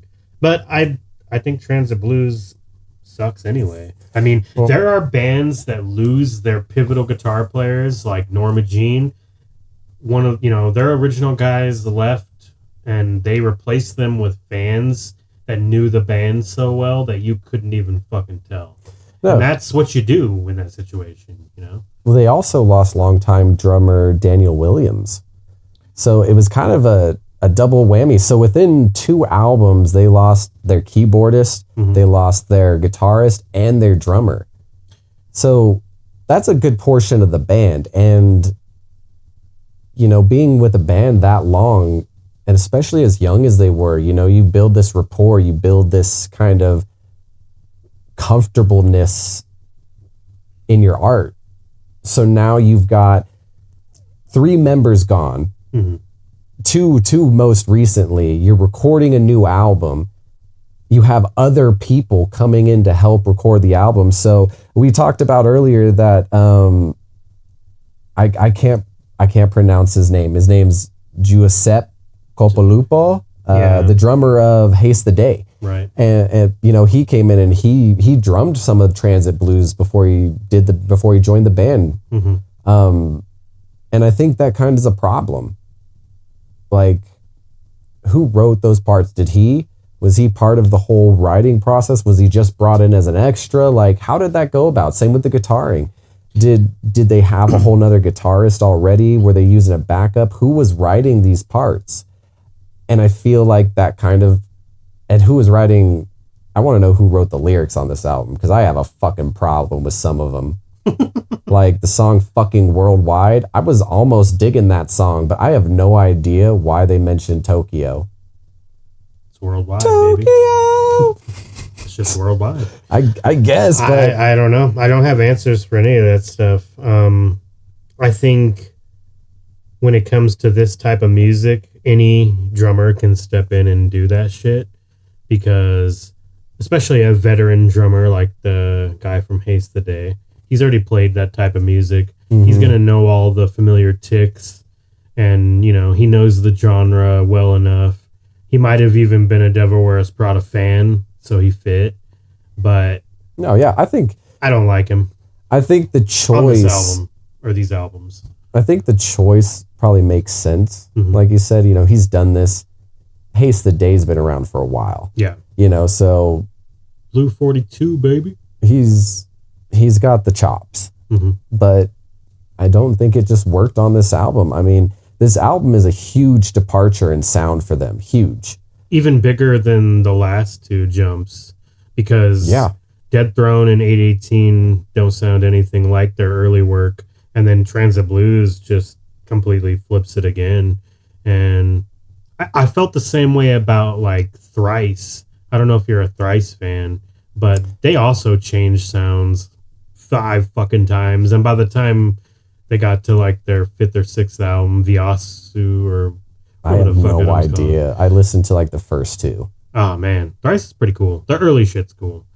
You know, my favorite phrase, the early shit's cool. But We'll have to get you a catchphrase sign for that. the early shit is the best shit. I know that's probably for a lot of people, but I really don't give a fuck, to be honest with you. Fuck them. I listen to what I want to listen to, and sometimes I'm with a band all the way from the beginning to what they do now, and sometimes I'm like, what have you guys done? Why aren't you the band I love? The fuck? No, I think also with Transit Blues, I didn't connect lyrically. I actually was a little kind of lost in their lyric choices and stuff, like Home for Grave Part 2. And again, maybe just what they were going at went over my head. Right. I don't know why I said "and again." I never said that. But anyways, I get, maybe I just didn't connect on it or understand what they were going for. But like I said with that Worldwide, I didn't understand. I want to get lost in you, Tokyo. I want to say something to you, Tokyo, or something to that degree. All I remember from that time period, because it was the last album of theirs I looked up, and I was like, oh, Devil Wears Prada's coming out with a new album. Maybe it'll be cool. So like I looked at interviews and read a couple things here and there.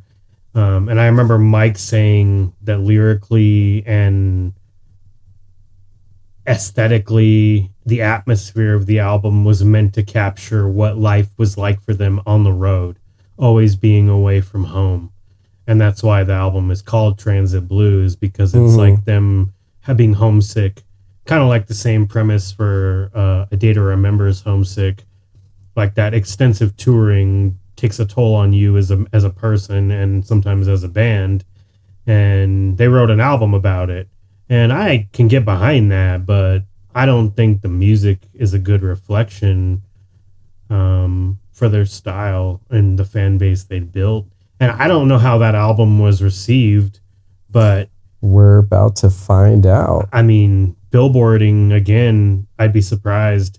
I mean, fuck, 818 surprised me. So, all right, what's the what's your guess this time? Bitch? Roll it out. It's got to be low, man. Like I can't imagine. But you know what? We'll go high this time, just because life is gonna backfire right in my fucking face. But 3, I think that's too high. No, way too high. 56. See, so this one took a dive. Yeah, that's what I was expecting for 818. But fuck, I guess So, well, there you have it. 55. I mean, and for me personally, I could actually give a fuck about where an album debuts on the Billboard. Yeah, no, I don't. It is a good indicator of, how big the band might be or may not be anymore. So I think we should definitely always look into that and see where they are. But yeah, for me, like I said, I got no songs on Transit Blues that I care to talk about.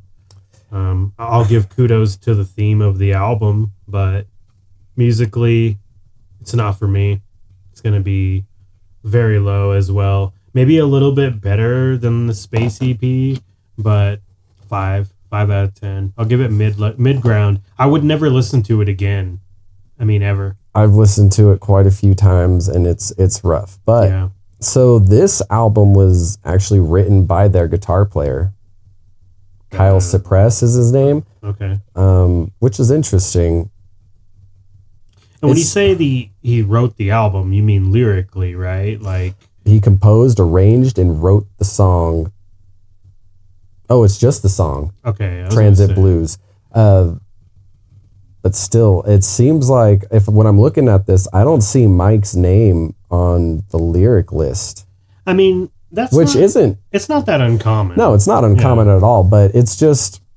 Here's a mind blower. Did you know that in Black Sabbath, the drummer Bill Ward, he actually wrote 90% of Ozzy's lyrics? I don't know if that blows your mind, but...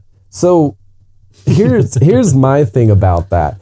When you're a lead singer like that and say you're not writing the songs you're singing, you have to be bringing something else besides your vocals, right? Like, I know your vocals are a big, thing about the band. Like, right. You change vocalists, and even if the guitar writer's writing the words, it still changes the absolute dynamic of the band. So my question is, like, what, with that being said, what are they really doing? I know they contribute, but I'm asking, like, genuinely, like, if they're not writing these songs, are they writing just guitar parts? Are they composing? Like, I'm not sure how it works. They're just singing. It's a perfect storm. It's like you have Ozzy Osbourne, for example. He's kind of lightning in a bottle at the time. He obviously got kicked out later for being an alcoholic. Yeah. But for their first 10 album run, he's bringing his vocals to the table. And it's not just his voice, but how he sings it, his affectations, how he's interpreting the lyrics. Because I could write words on a page for you and you could sing them, and the interpretation of how I intended them may be entirely different when you're reading them off the page. So Ozzy could write or read a song about, being paranoid, and Bill Ward might have intended one way, but Ozzy took it a completely different way, and it's felt through the way he's singing the song or carrying us as the listener on the journey of being paranoid. And I think it was easier for bands like Ozzy because, again, you can sing along to Ozzy, so you're understanding it more. I don't think it matters as much for bands like this, at least at this point in their career. I think it would have been a lot more noticeable earlier on. But since they took all these weird stylistic changes, I don't think it tracks anymore. So it's almost like anyone can take a stab at writing the concept of the album. Yeah. And Mike's just like, fuck it, Transit Blues. Let me fucking Transit booze. God damn it. Booze. I'll agree sucks. with that. It gives me the fucking blues. Give me blue balls. I'll tell you that much. Yeah. It's funny because they do that and then they come out with the act.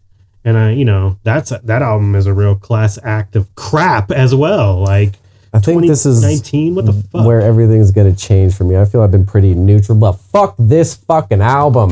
I'm fucking done listening to it. Fuck! I cannot stand this album. I told you a little bit because I couldn't keep it contained. It sucks. Like I said, I've been letting my girlfriend listen to this with me and not let her. I've been forcing her. Listen.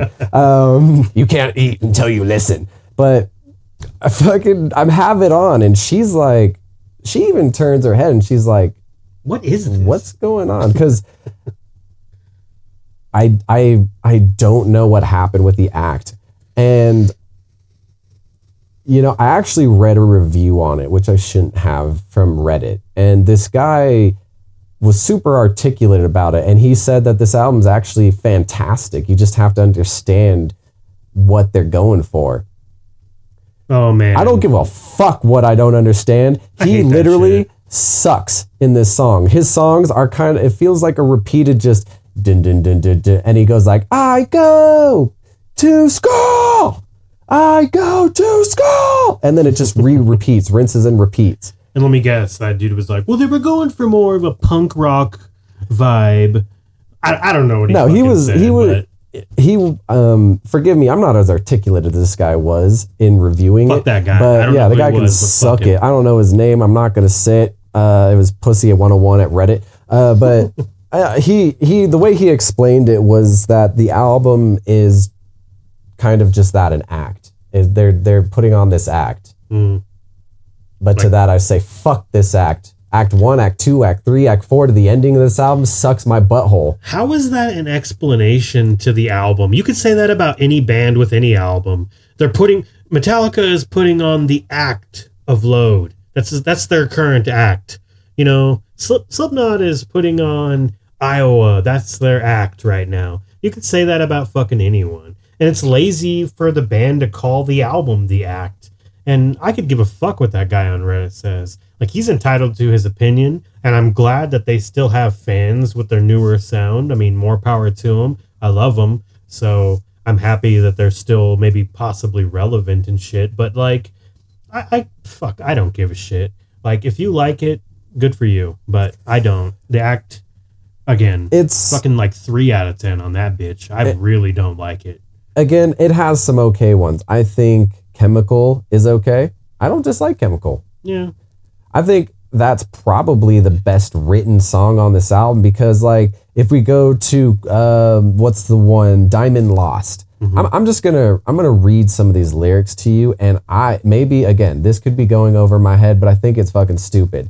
There's a diamond lost inside the earth, deep underground within the dirt. I dig and dig till my hands burn, but I'll never find her.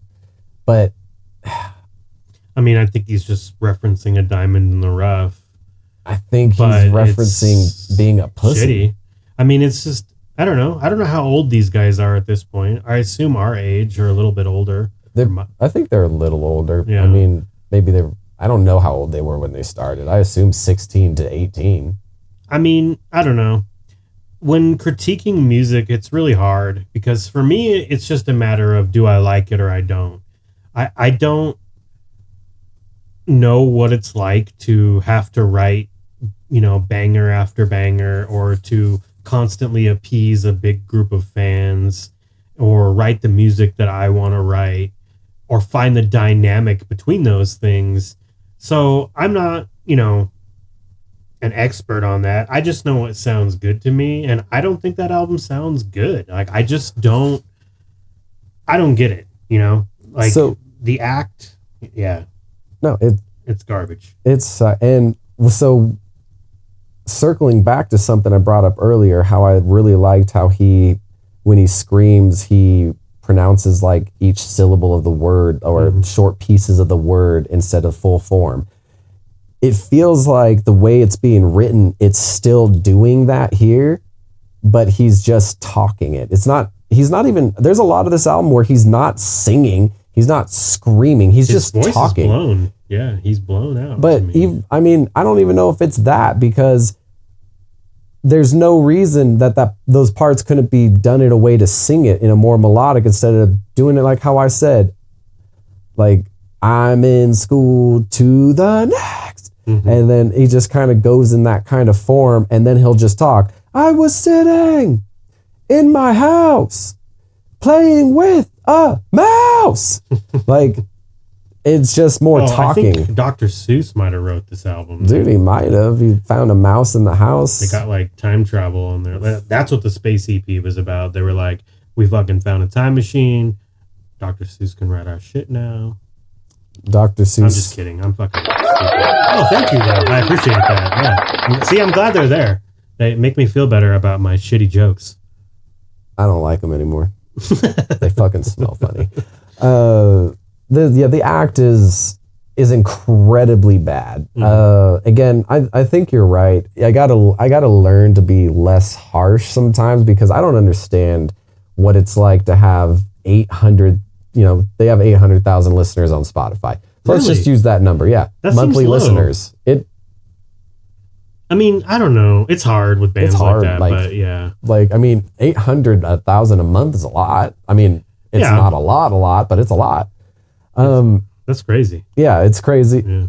It is low. I thought it'd be more, especially like... I thought it'd be over 1 million at least. I mean, especially with how high they've charted. Yeah, exactly. What the fuck? Isn't that fucking weird? I don't know. Dude, I never look at that stuff, so... Neither do I, but it was just interesting to see them hit the board. But The act is bad, and like I said, I gotta maybe be a little better because I don't understand the pressures or anything like that. But Well, I'm not saying that gives them an excuse. no, but, no, you know, it doesn't. But how much effort are you putting into it? Like, that's my point. Is like know, it didn't feel like this album. I'll say this on the next album. The next album I find to be, and the Zombie EP too, I find to be way better than these. The Zombie EP 2 is more of a throwback to the old Zombie EP. Like, As it's it should almost be. all screaming, like, Yeah. and it's back to his highs, his lows. Like, he's killing it. I still think he sounds pretty shitty, but he sounds I don't better. understand what happened in the act. I understand if they were artistically, stylistically trying to go to a natural progression of transit blues, which it could be true because they just grew the shit off the shit and ended up with the act. Yeah. And even with Color Decay, Color Decay is still quite a bit different than their other stuff, but I find Color Decay, for all its faults, to still be leagues above the act. So, I mean, in terms, that could be a good thing. Yeah. You know, at least they might be on an upward trajectory with Color Decay, but the act, I'm sorry, I give it a 2 out of 10. Wow, that's even less than me. 2 out of 10. I can't. Chemical being the only song on there I liked, it just didn't resonate with. The rest of the album just missed for me hard. And if my girlfriend, out of listening to all this screaming that she doesn't even care for, stops and goes, "What the is this?" That says something. Maybe not a lot, but to me it says something, because she's vocal about what she doesn't like. But I have, Devil's over there and she's, nodding her head. But then this album comes on and she's, "What the fuck is this?" To me that says something. Yeah. No, I think it's a valid point. I mean, as someone who hasn't even heard their previous albums, it sounds shitty to her. So if it sounds shitty to her and us who have heard all the previous albums, I think the consensus there is that it just isn't very good. I mean, this album to me, and here's something I'll give credit to even these newer Devil's albums, is they didn't go the butt rock route. Some of these bands kind of turn to this you motherfucker. Hold on, let me make something clear here. What should I call that genre? You Dad should rock? keep calling it butt rock so I can keep using Well, the no. buttons. What would you, let me rephrase that. What would you call that genre? What genre? Butt rock. It means nothing to me. I can't call Okay, butt so rock anything. my version of butt rock, when I call, like, Breaking Benjamin, Papa Roach, those people, Old Stained, I consider them in the butt rock thing. But what would you, in a less derogatory genre, where do you class them at? Just rock? I would just call them the genres that they're usually considered. What were the 3 bands you just mentioned? Papa Roach, Breaking Benjamin, and I don't know, I'm spacing right now. New metal is what that stuff is. They're like, new metal? Yeah, like Papa Roach, they got their start being like the rap metal thing, which was what new metal was at the time. I mean, I don't really like that term either, but again, I don't like genres. I think they should just be the broad strokes genre, like blues, rock. Metal is okay because there is a difference between rock and metal. No, there is. Like the Foo Fighters and fucking Megadeth don't sound anything alike. No. So you need the metal one, but then there should be those, and then rap, and then country, and at the end of the day, that's it. Just the established regular ones. We start getting into all this fucking stupid crab core, sponge core, fucking toilet core bullshit, and I'm like, fuck off. Like, Shout out to crab cores, crab people. I can't get behind it, dude. It's just too ridiculous. So if you're asking me personally what you should call them, you should call them whatever you want, because I fucking hate them all anyway. I just want to know what you call butt rock.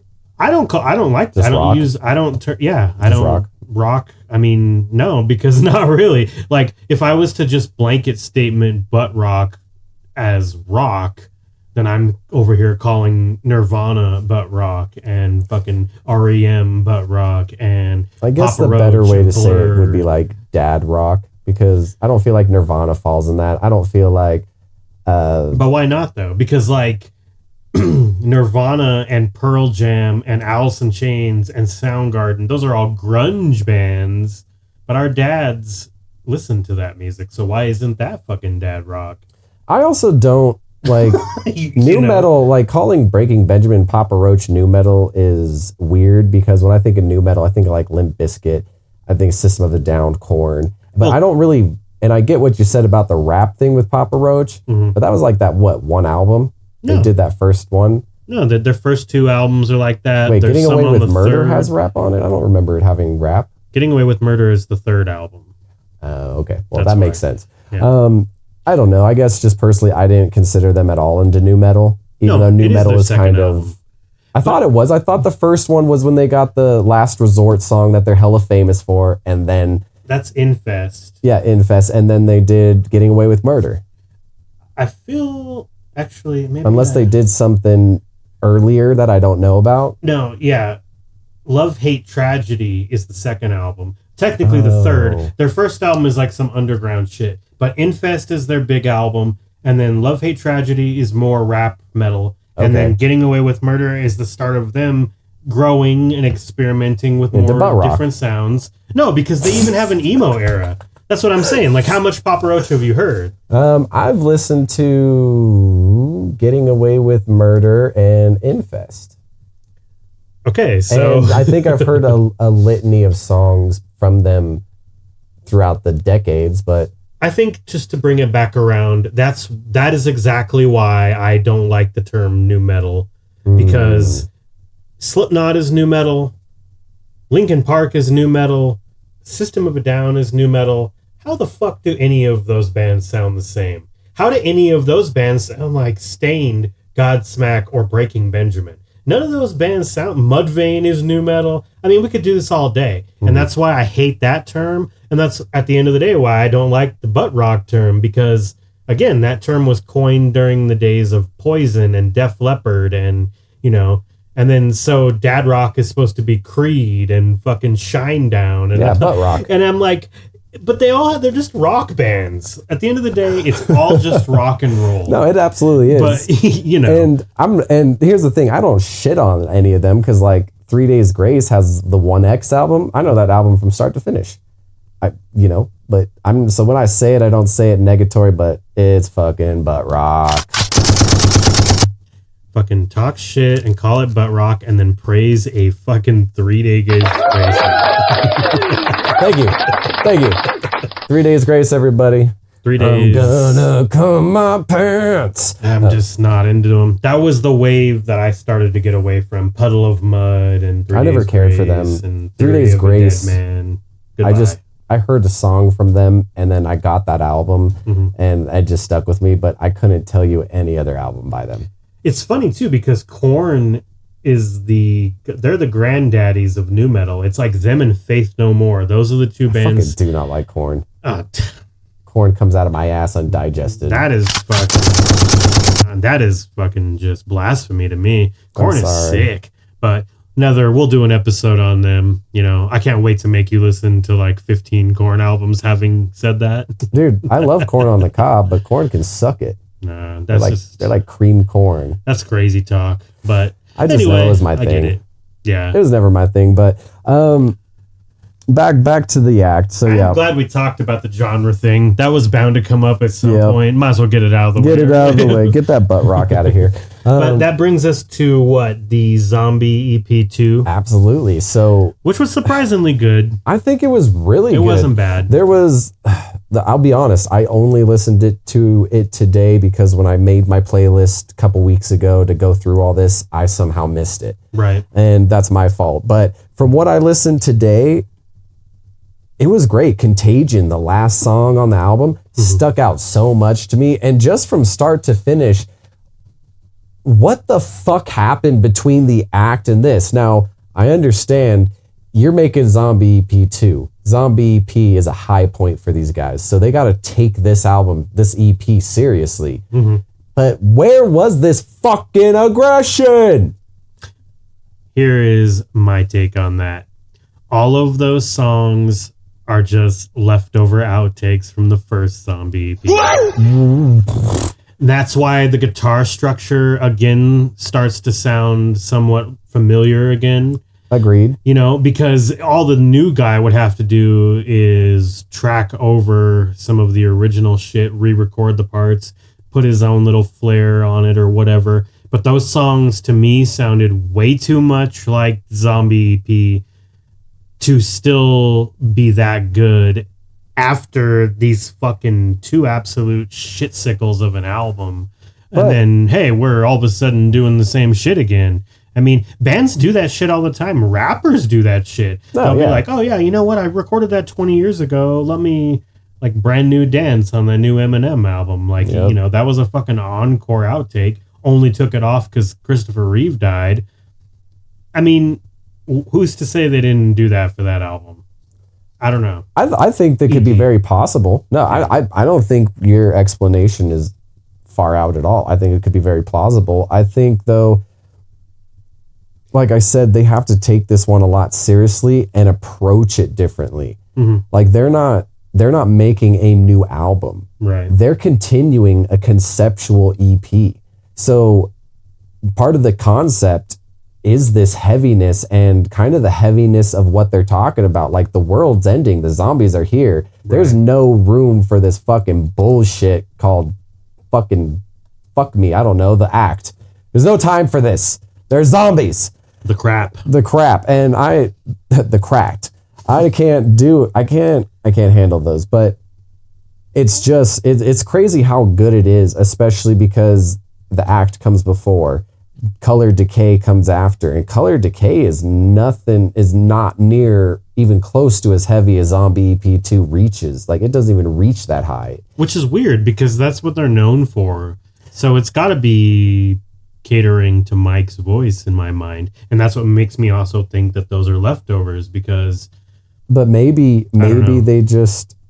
You know, like if you listen to something a lot or you get into a certain type of music, your music starts to sound more like that because that's where you're drawing your inspiration. Mm-hmm. Maybe they just put themselves in that. Listen to the Zombie EP, listen to their old stuff, listen to what they used to listen to back then and got themselves in that mindset. But at this point with the band, I mean, it's only Mike and Jeremy. Everybody else is different. So, and that might be why it's not as good, but it's still not bad. I mean, it's good. I mean, it's actually good. I was surprised. I hadn't listened to it since it came out, which was only 3 short years ago. Yeah. But I mean, it's the last one on my iPod's downstairs, but I was laughing because it's the last project I have on my iPod. I never bought Transit Blues or The Act, but I did buy Zombie you skipped EP2. over. Yeah. Well, it makes sense. But because I love Zombie EP1. And I think that's why they took this to a different approach. Like they had to not come to it with new music. Mm-hmm. I mean, it's new music, but they had to come to it with that mindset of what they made back then. Right. When people look at Zombie EP2, they're looking for the continuation. Mm-hmm. So it might be that they're just kind of feeding their old fans something they wanted to kind of bring them back in. Yeah. You know, like, oh, dude, Zombie we can still do it. Yeah, we can still. Mm-hmm. And, you know, and like I said, moving on to Color Decay, not that we're moving on, but just saying like moving on to Color Decay, mm-hmm. it's such a contrast. But if they did it that way, it was brilliant. Mm-hmm. Like put this EP out, bring those old fans back in, show them, that we can still do this, but then let's show them this new stuff now. And they're bound to listen to it now because we've set an expectation that we can still be good. Right. And then they drop Color Decay, which, like I said, isn't a hard album. It's a weird album. But it is an improvement on the previous two. No, absolutely. Mean, it's not good still. I'm still pretty against it, but it's still a better album. It's better than, I mean, it's if they really would have fucked this up and made it worse than The Act, I wouldn't have any words for them. Well, I mean, that is an excellent segue into 2022's Color Decay, which brings us to the last album and the most recent album by the Devil Wears Prada. Yep. You know, I know they're on tour, or they're about to be on tour again, and they might be dropping a new project from the little hints that Mike was talking about already. I think they actually dropped a new song recently. I think. Don't quote me on that, but it looks like Reasons is the name of the... Oh, nope, never mind. It's just a remix. So I don't think they have anything new since Color Decay. They did a deluxe edition. They added some acoustic stuff and a couple extra songs, Reaching in Ignorance. Speaking of deluxe editions, make sure you guys tune in to our coverage of the deluxe edition of Blink-182's One More Time, especially if you tuned in to that episode when we first did it. Absolutely. So, check it out with us. Yeah, that'll be coming up here pretty soon. When he mentioned deluxe albums, I just thought I had to throw it out there. But anyway, Color Decay 2022, Devil Wears Prada.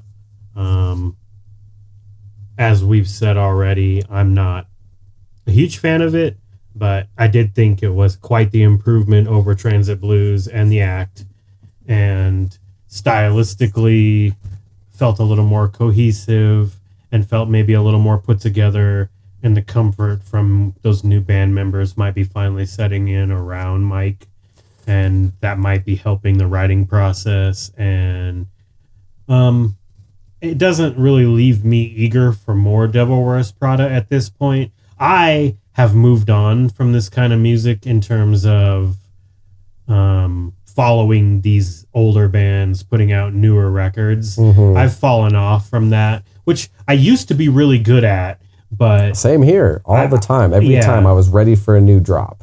And that's what excites me about Deep Dive, doing this with you and our lovely audience. And, I still fucking don't like you. Don't look at me. But yeah, so it's cool because I'll go back and listen to things that I didn't give a chance at the time. And it's kind of like a nice retroactive review. So all that said, for me, Color Decay, like I said, still no really standout tracks that I need to bring up to you for me personally. But I would say the album is closer to a 6. I wouldn't go any lower or higher because I don't particularly love it, but it's not as bad as the previous albums. 100% won't listen to it again. You know what? I didn't mind this album too much. I paid a little more attention to this one than I did The Act because I could only do so much torture to myself. Punching yourself in the balls hurts. But no, they have quite... So first off, I want to say about this album, I don't know why they dropped so many singles. They did 6 singles for this album.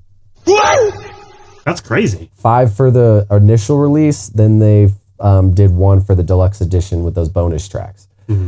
That's a lot. Approach. Yeah, I think they were trying to get that awareness for this album out, but it didn't. As of right now, I didn't see a Billboard hit for it.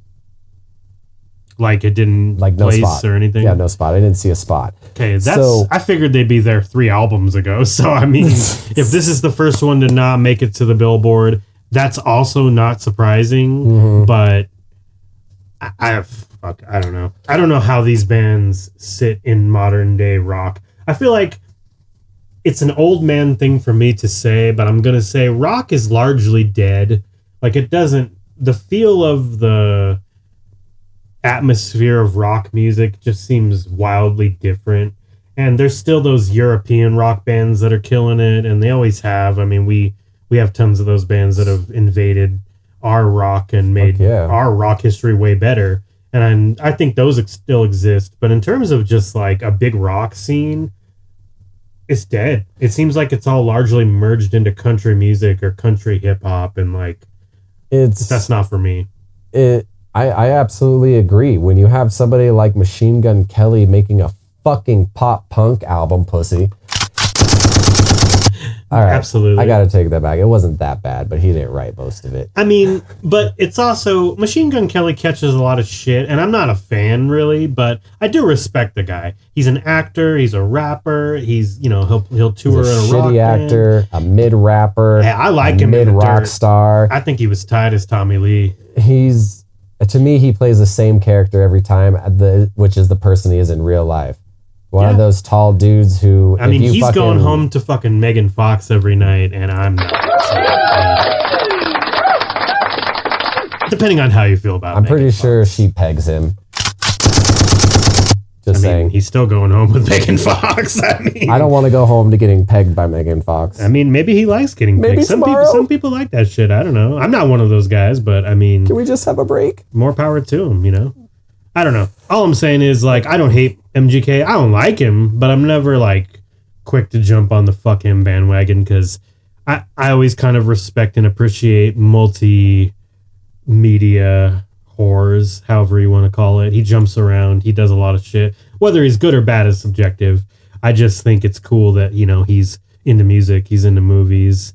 And for that alone, I kind of like him. But, I mean, yes, still fuck him. At the end of the day, it's MGK, you know. Nothing he does is incredible. But I really did like him as Tommy Lee in The Dirt.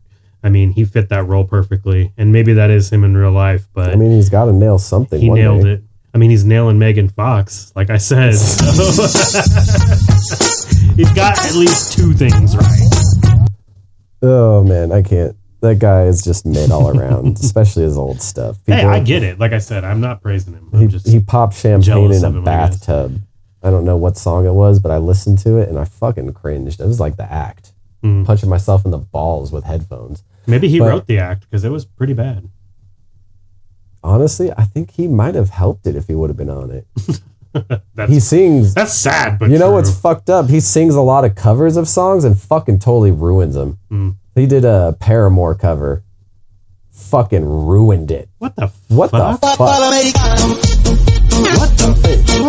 Hey, That's about as random as that little sound bite. That's he's why a I was like, fucking clown is what it was. But anyways, I agree with your sentiment. Rock, I feel, is mainly dead now. I feel like people are just too into. I think rap is shining so bright right now that it's hard for anybody else to shine as much. Same with country. So these rock bands now have to do this fucking basically gender bender type thing and go into other genres, which it's not all bad. It's not all great, but I mean, it's just kind of the market now. Like most people don't fucking talk about the next rock band. They talk about what Lil Yachty did or said or in a song, you know, all this. Like I've worked with a lot of younger people.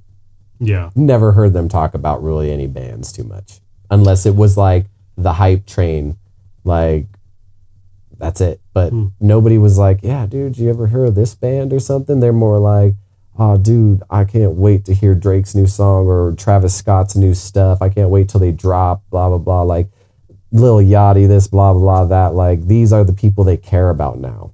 And whether I don't think they're so much rap, but whatever you want to call them, whatever everybody else thinks they are, they're just kind of taking the scene. It's just that thing we talked about with rock again. There are so many subgenres of rap now that it's convoluted, and you know, trap rap. That's the biggest thing. Hey. And again, I don't like any of those artists. I like Kendrick, and I'm not grouping him in with them, but just in terms of a newer, bigger name, you know, I like Kendrick. I like that JID guy that was on that Eminem thing. Killed it on pretty Fuel. sick. And I listened to some of his albums after that song, and I actually liked him.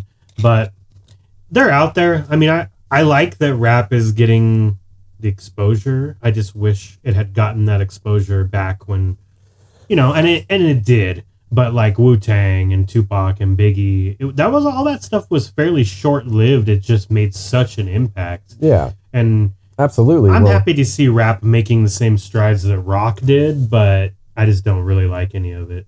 See, I agree with you, but I feel it's doing it in the wrong way. In my personal opinion, I think rap these days, for the most part, makes you fucking stupid. They don't say anything of value. They don't. Yeah, there's no not substance. A lot. There's no sustenance to it. There's nothing. It's all a vibe, bro. Yeah, It's a vibe. And that's cool. If that's what you're looking for in music, yeah, if that's what you're looking for, because you got to think, people who listen to techno, they're there for the vibe, and that'll be their whole life. Music has always been a vibe. It's those little crutches that really piss me off. It's like, it's a vibe. Why is that your excuse? Music is always a vibe. If I'm in a country vibe, I'm going to listen to fucking Hank Williams or Dolly Parton. If I'm in a fucking beat someone's face in, I'm gonna listen to fucking like Black Dahlia Murder or fucking, like that is the vibe. So it's an excuse to not have any substance or any relevance or any ability for that matter to make your music timeless. I saw some fuckface on Reddit earlier today talking shit to people for liking old music. He's like, oh, well, if you don't really listen to any new music, I can't fucking take you seriously. And it's like, I can't fucking take you seriously. You're trying to say that because something's old, it's no longer good. I mean, that's such an ignorant bullshit ass approach to something.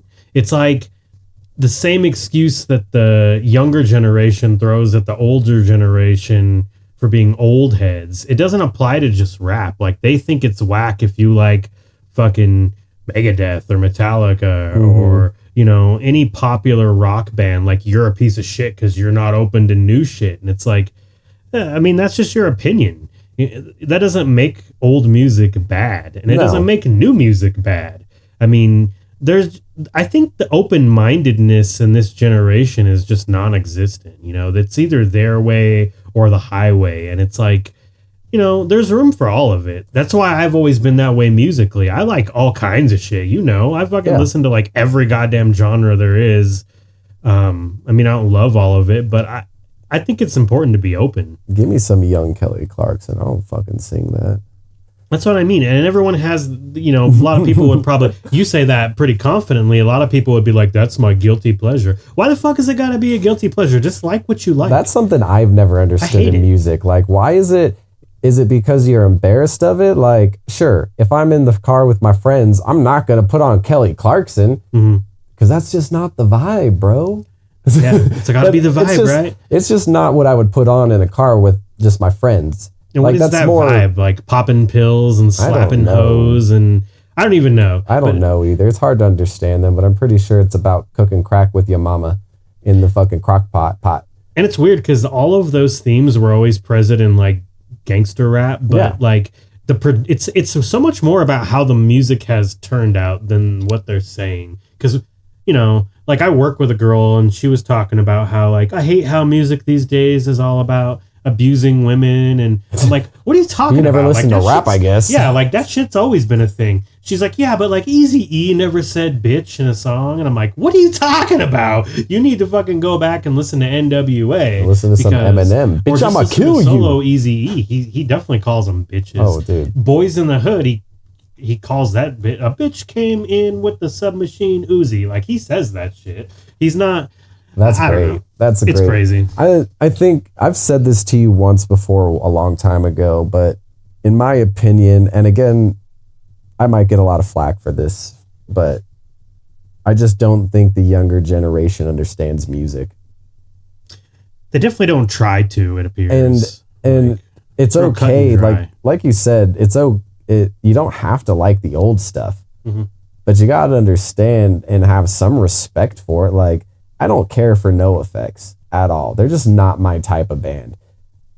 But I respect them because some of my favorite bands, that's their favorite band. So without NoFX, I probably wouldn't have they wouldn't have the same sound they do. Like Silverstein, I love them. One of their favorite bands they've always said was NoFX. Right. Without them, Silverstein probably wouldn't be the same band because they wouldn't have that influence. And even though I don't like them, I respect what they've done. I don't like AC/DC. I don't respect them at all. Fuck them. They're fucking... Sorry, I can't. You can say that, and that's fine, but that goes against what you're saying if you really believe that. I know. AC/DC is the quintessential rock band. When somebody says rock music or rock history, how can your mind not go to AC/DC, at least in one of 5 options? Like... for me, when people bring that up, I think Aerosmith, AC/DC, Rolling Stones, the Beatles. Those are the bands that pop into my head. And if you don't have to like them, again, the big joke is that AC/DC makes the same album fucking every time they make an album. So I get it. But they are a huge influence to people. Just like Metallica is a huge influence to circling back around bands like the Devil Wears Prada. And we bring up Metallica a lot. I don't want our viewers to think that we're that narrow-minded with metal. But I bring Metallica up because they're so widely accessible to the masses. They're that metal band where everyone, if they like them, that's the consensus metal band. and they helped push metal to the heights that it is now. Right. So again, I understand. What I said's oxymoronic, but I can't give AC/DC a pass. I think AC/DC is fucking tight. I don't give a fuck.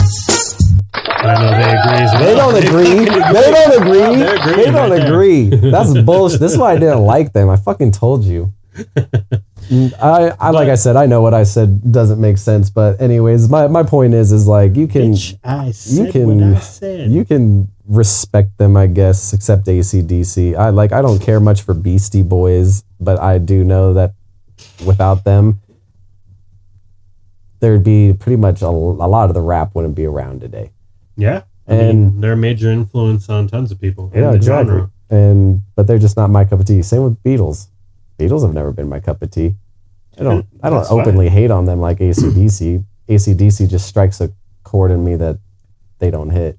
I know a lot of people that are not into the Beatles, and I get it. I just hate when people say stupid shit like they sound like bland cookie cutter shit. It's like, bitch, they fucking created the cutter of which those cookies They're the ones that designed it and sold it to everybody. So like, just don't be like ridiculous about it. Just understand their place. And that's what I think is lost in the new generation, and sometimes the fan base of rap, hip hop, even pop to some extent. Like, respect the shit that came before it. Respect rock music or music in general. Just on the whole, you don't have to like every band. No one's telling you you have to like these bands. No. Nobody's saying that. But the pool is so big and so rich that, you know, these 5 guys are going to influence these 5 guys, and they're going to make a band because they want to be those guys. But that doesn't mean their music is going to sound like that. And that's where we come in. We get to be fans and say, like, I love that. That sounds awesome. That might be the natural progression for me, which brings us back to the very start of the episode. You know, natural progression is super important. Mm-hmm. And when I was young, you know, my first exposure to heavier music was weird off the wall shit because of my dad. I would go through his record collection and his CD collection and find things I'd never heard of and listen to it. Even Korn is one of those bands. That might be crazy to some people because a lot of people's first exposure to them is Follow the Leader with Freak on a Leash and shit. That's their big song. For me, and even Deftones in 94 and 95, I just found that shit in my dad's collection and found them. Or the band Green Jelly, which is they're kind of an unknown band, but they are the precursors to the band Tool. And it's like, that's what's so cool about music to me. So I think it's just cool to appreciate stuff. You don't necessarily have to love it, but show it some appreciation. I will show appreciation to AC/DC one day. Today is not that day, son. But no, I think that's kind of my thought on the younger generation, and not to knock on them because, you know, if you look back, a lot of times the newer generation of music doesn't sit well with the older generation. Yeah. It's just kind of how it happens. And maybe we're falling into that, but... Well, I'm an old man. Old man yells at cloud. Fuck those motherfuckers and their new music. Bring rain again. If I had a daughter or a son and they brought around some of the shit that I hear on popular TikTok videos or what's selling these days, I would be like, what the fuck? But I try to be open-minded. I try too. Like, I don't like it all. Like, for example, I brought up Sexy Red one time. Mm-hmm. I tried to listen to, she has an album called In Sexy We Trust, and I fucking couldn't. Mm-hmm. You mentioned Ice Spice to me. You Garbage. Can't do it. She's fucking terrible. And people are loving them. I'm not a fan of Cardi B. But she has some songs I like. I will say I'm not a fan of her music, but whatever it is with her personality, I find her so goddamn endearing. I don't know. Really? I watch interviews with her, and it's just like she's shamelessly herself, but not in a way where I'm like, fuck this bitch. She just kind of has fun with her celebrity. In the same way that Hawk Tuah girl is just riding the wave of like, you know, Cardi B is like that. You see her in an interview, and I hate to use the word adorable, but she's kind of adorable because she's just like Jimmy Fallon or whatever suit and tie thinks he's funny, fuckface, ask her a question. She'll give you a real answer, and it's so authentic that it's just kind of endearing. But musically, yeah, I don't dig her. I mean, I could talk all day about celebrities I kind of like but don't like, whatever it is they're famous for. Cardi B is that girl that grosses me out. I get it. I'm okay with her authenticism, and I think she's fucking hilarious. She's funny as fuck. I think she's fucking hilarious. Like when she does do interviews and when she talks, no, she's funny. Like I'll give her that. Her music's not my cup of tea. She has a couple songs, like I said, I like. But yeah, she's that girl that just I think feels like is the one that just grosses me out. She's the one she's so authentically her, it just gets old. And not just on girls, guys do the same thing too, but just, sometimes it's just much and it never stops. Yeah, for sure. And I would definitely feel like I'd have to drop an elbow on her at one point. Well, maybe Stop one day clapping your nails at me. A celebrity wrestling match between Rex Rome and Cardi B. Who knows? Jesus Christ, I'd probably get beat up. She sit her fat ass on me. I'm done. She's got that suffocate me. That street fucking ghetto-ness about her. Dude, she got fucking X23 claws. Those fucking nails. Absolutely. All right, everyone. Well, that kind of brings us to the end of The Devil Wears Prada. I know. They're fucking always doing that shit when I talk. Fuck. But yeah, so The Devil Wears Prada. I mean, how do you guys feel about them overall? They're one of my favorite bands of that era. I haven't really stuck with them, like I said, but overall 8 albums, 3 EPs, majority of their career is pretty damn good. You can't win them all. Like I said, they can't all be zingers. They can't. And at least they keep trying. Yeah. You got to evolve. Yeah. You got to evolve. Sometimes it works. Sometimes it doesn't. Like we disagreed on, I think Minutes to Midnight was a cool, refreshing thing from Linkin Park. You don't. But that's kind of the thing of it. Sometimes it hits, sometimes it doesn't. I need to re-listen to it. I mean, I haven't heard it since it came out. And I know there's a couple tracks on it I liked, but yeah, for me, And it's not, like you said, it's not always supposed to hit with everybody when you do these kind of newer styles. And it can't. Yeah, it can't. You're into that band or whatever it is for something specific. And when something is changed, that does not make it bad. It just makes it not for me. Yeah. And that's fair. Yeah. But I think The Devil Wears Prada overall is a great band. Although we have talked quite a bit of shit about their newer discography, give them kudos. They keep trying. They keep trying to evolve. And they have a great legacy to stand on. Like, even if they call it quits today, I could never say they were a bad band or they suck. They had a rocky road, but I feel a lot of people do in bands. Sometimes, like you said, they can't all be hits. Yeah. So, and they're part of a very important metal rock movement. Absolutely. And they shouldn't be forgotten. And that's the point of us doing them so early in this deep dive is if you haven't heard The Devil Wears Prada, if you're a fan of heavy melodic music and, you're kind of into, jumping headfirst into a band that's really well established already and has been making a lot of albums over the years, definitely give them a shot. And like Rex and I had mentioned with Roots Above and Branches Below, if you want to cut through all the bullshit and just pick one album that, might win you over and go from there, try that. Go with that one. That's the one. Absolutely. Yeah. Don't fuck around with newer shit because it's newer or the early shit because you like early shit from bands. Start with that album because it's going to give you everything you need, and then you can decide for yourself if you really want to deep dive The Devil Wears Prada. And, if you feel differently about the act or, Transit Blues, drop your opinion in the comments. Yeah, I would love to hear your view on it and maybe, something we missed about it. Like I said, I read a Redditor's review. I don't agree with it, but he took away something from that album that I didn't. And it made me re-listen to it a little more, but it was still a punch in the dick, but that's just me. So let us know what you think. I would love to hear it. Yeah, and don't forget to shoot us an email if commenting isn't your thing. We are on YouTube as well. Right now, we're not doing the video until we can get a good camera because we don't really want to half-ass anything for you guys.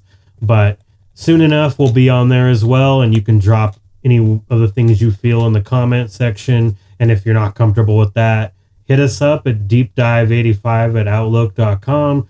Send us whatever. We'll create a special segment on the next episode, each episode, to kind of read your thoughts. We'll dedicate some time, to what you think, and you can be anonymous or give us your name, and we'll give you that shout out. But overall, The Devil Wears Prada, deep dive with Practical and Rex. We appreciate you guys listening. Next couple of weeks, got some pretty interesting stuff coming. Yeah, let him know. What do we got? David Fincher. Ooh. Can't wait to get into David Fincher. We're going to rewatch all of his movies. Yeah, it's going to be fun. I'm not rewatching Fight Club. I think I know that as good as the back of my dick. Yeah. Isn't that the next episode? That is the next episode. That's the next one. So David Fincher's entire filmography, it's coming up, and it'll probably be a long one. We went 2.5 hours this time, and sometimes that's just the way it is. This is a deep dive. This is not a half-ass dive. So sometimes half-ass is okay if it's a girl. Yeah, I would prefer a full ass, but the show. Okay. Haven't you fucking left yet? All right, guys. Well, it's been a great episode. I'm glad you guys have tuned in. As for a last thought, what is your rating just as an overall for Devil Wears Prada? 1 out of 10, just overall as a band for everything they've encompassed and done. Without even hesitating, I would still give them a solid 8, because when I'm in a certain mood to go down memory lane and think about my early 20s and my late 20s, The Devil Wears Prada was one of my best friends. So 8 out of 10. How about you? I hate to agree with you. Just kidding, but an 8 out of 10 is where I'd set them to. I think their importance in my life, in growing up and discovering this music, plays a big part in it. Plus, you got those 4 bangers right off the bat. Like, that's just good stuff. That's good stuff. Shout out to them. Like he said, if you haven't checked them out, check them out. I think they deserve a listen, even if they're not your thing. You never know what you'll discover. Absolutely. One final round of applause for The Devil Wears Prada. I know it seems like Rex and I are agreeing a lot, but I promise there's a lot of times where we completely fucking disagree. So absolutely, like AC/DC. He's got a wrong opinion. I have the right one. It's okay. Like we got to get together. All right, guys. Episode 6 in the bag. We'll catch you next time. Goodbye. Get the fuck out of here, all you guys.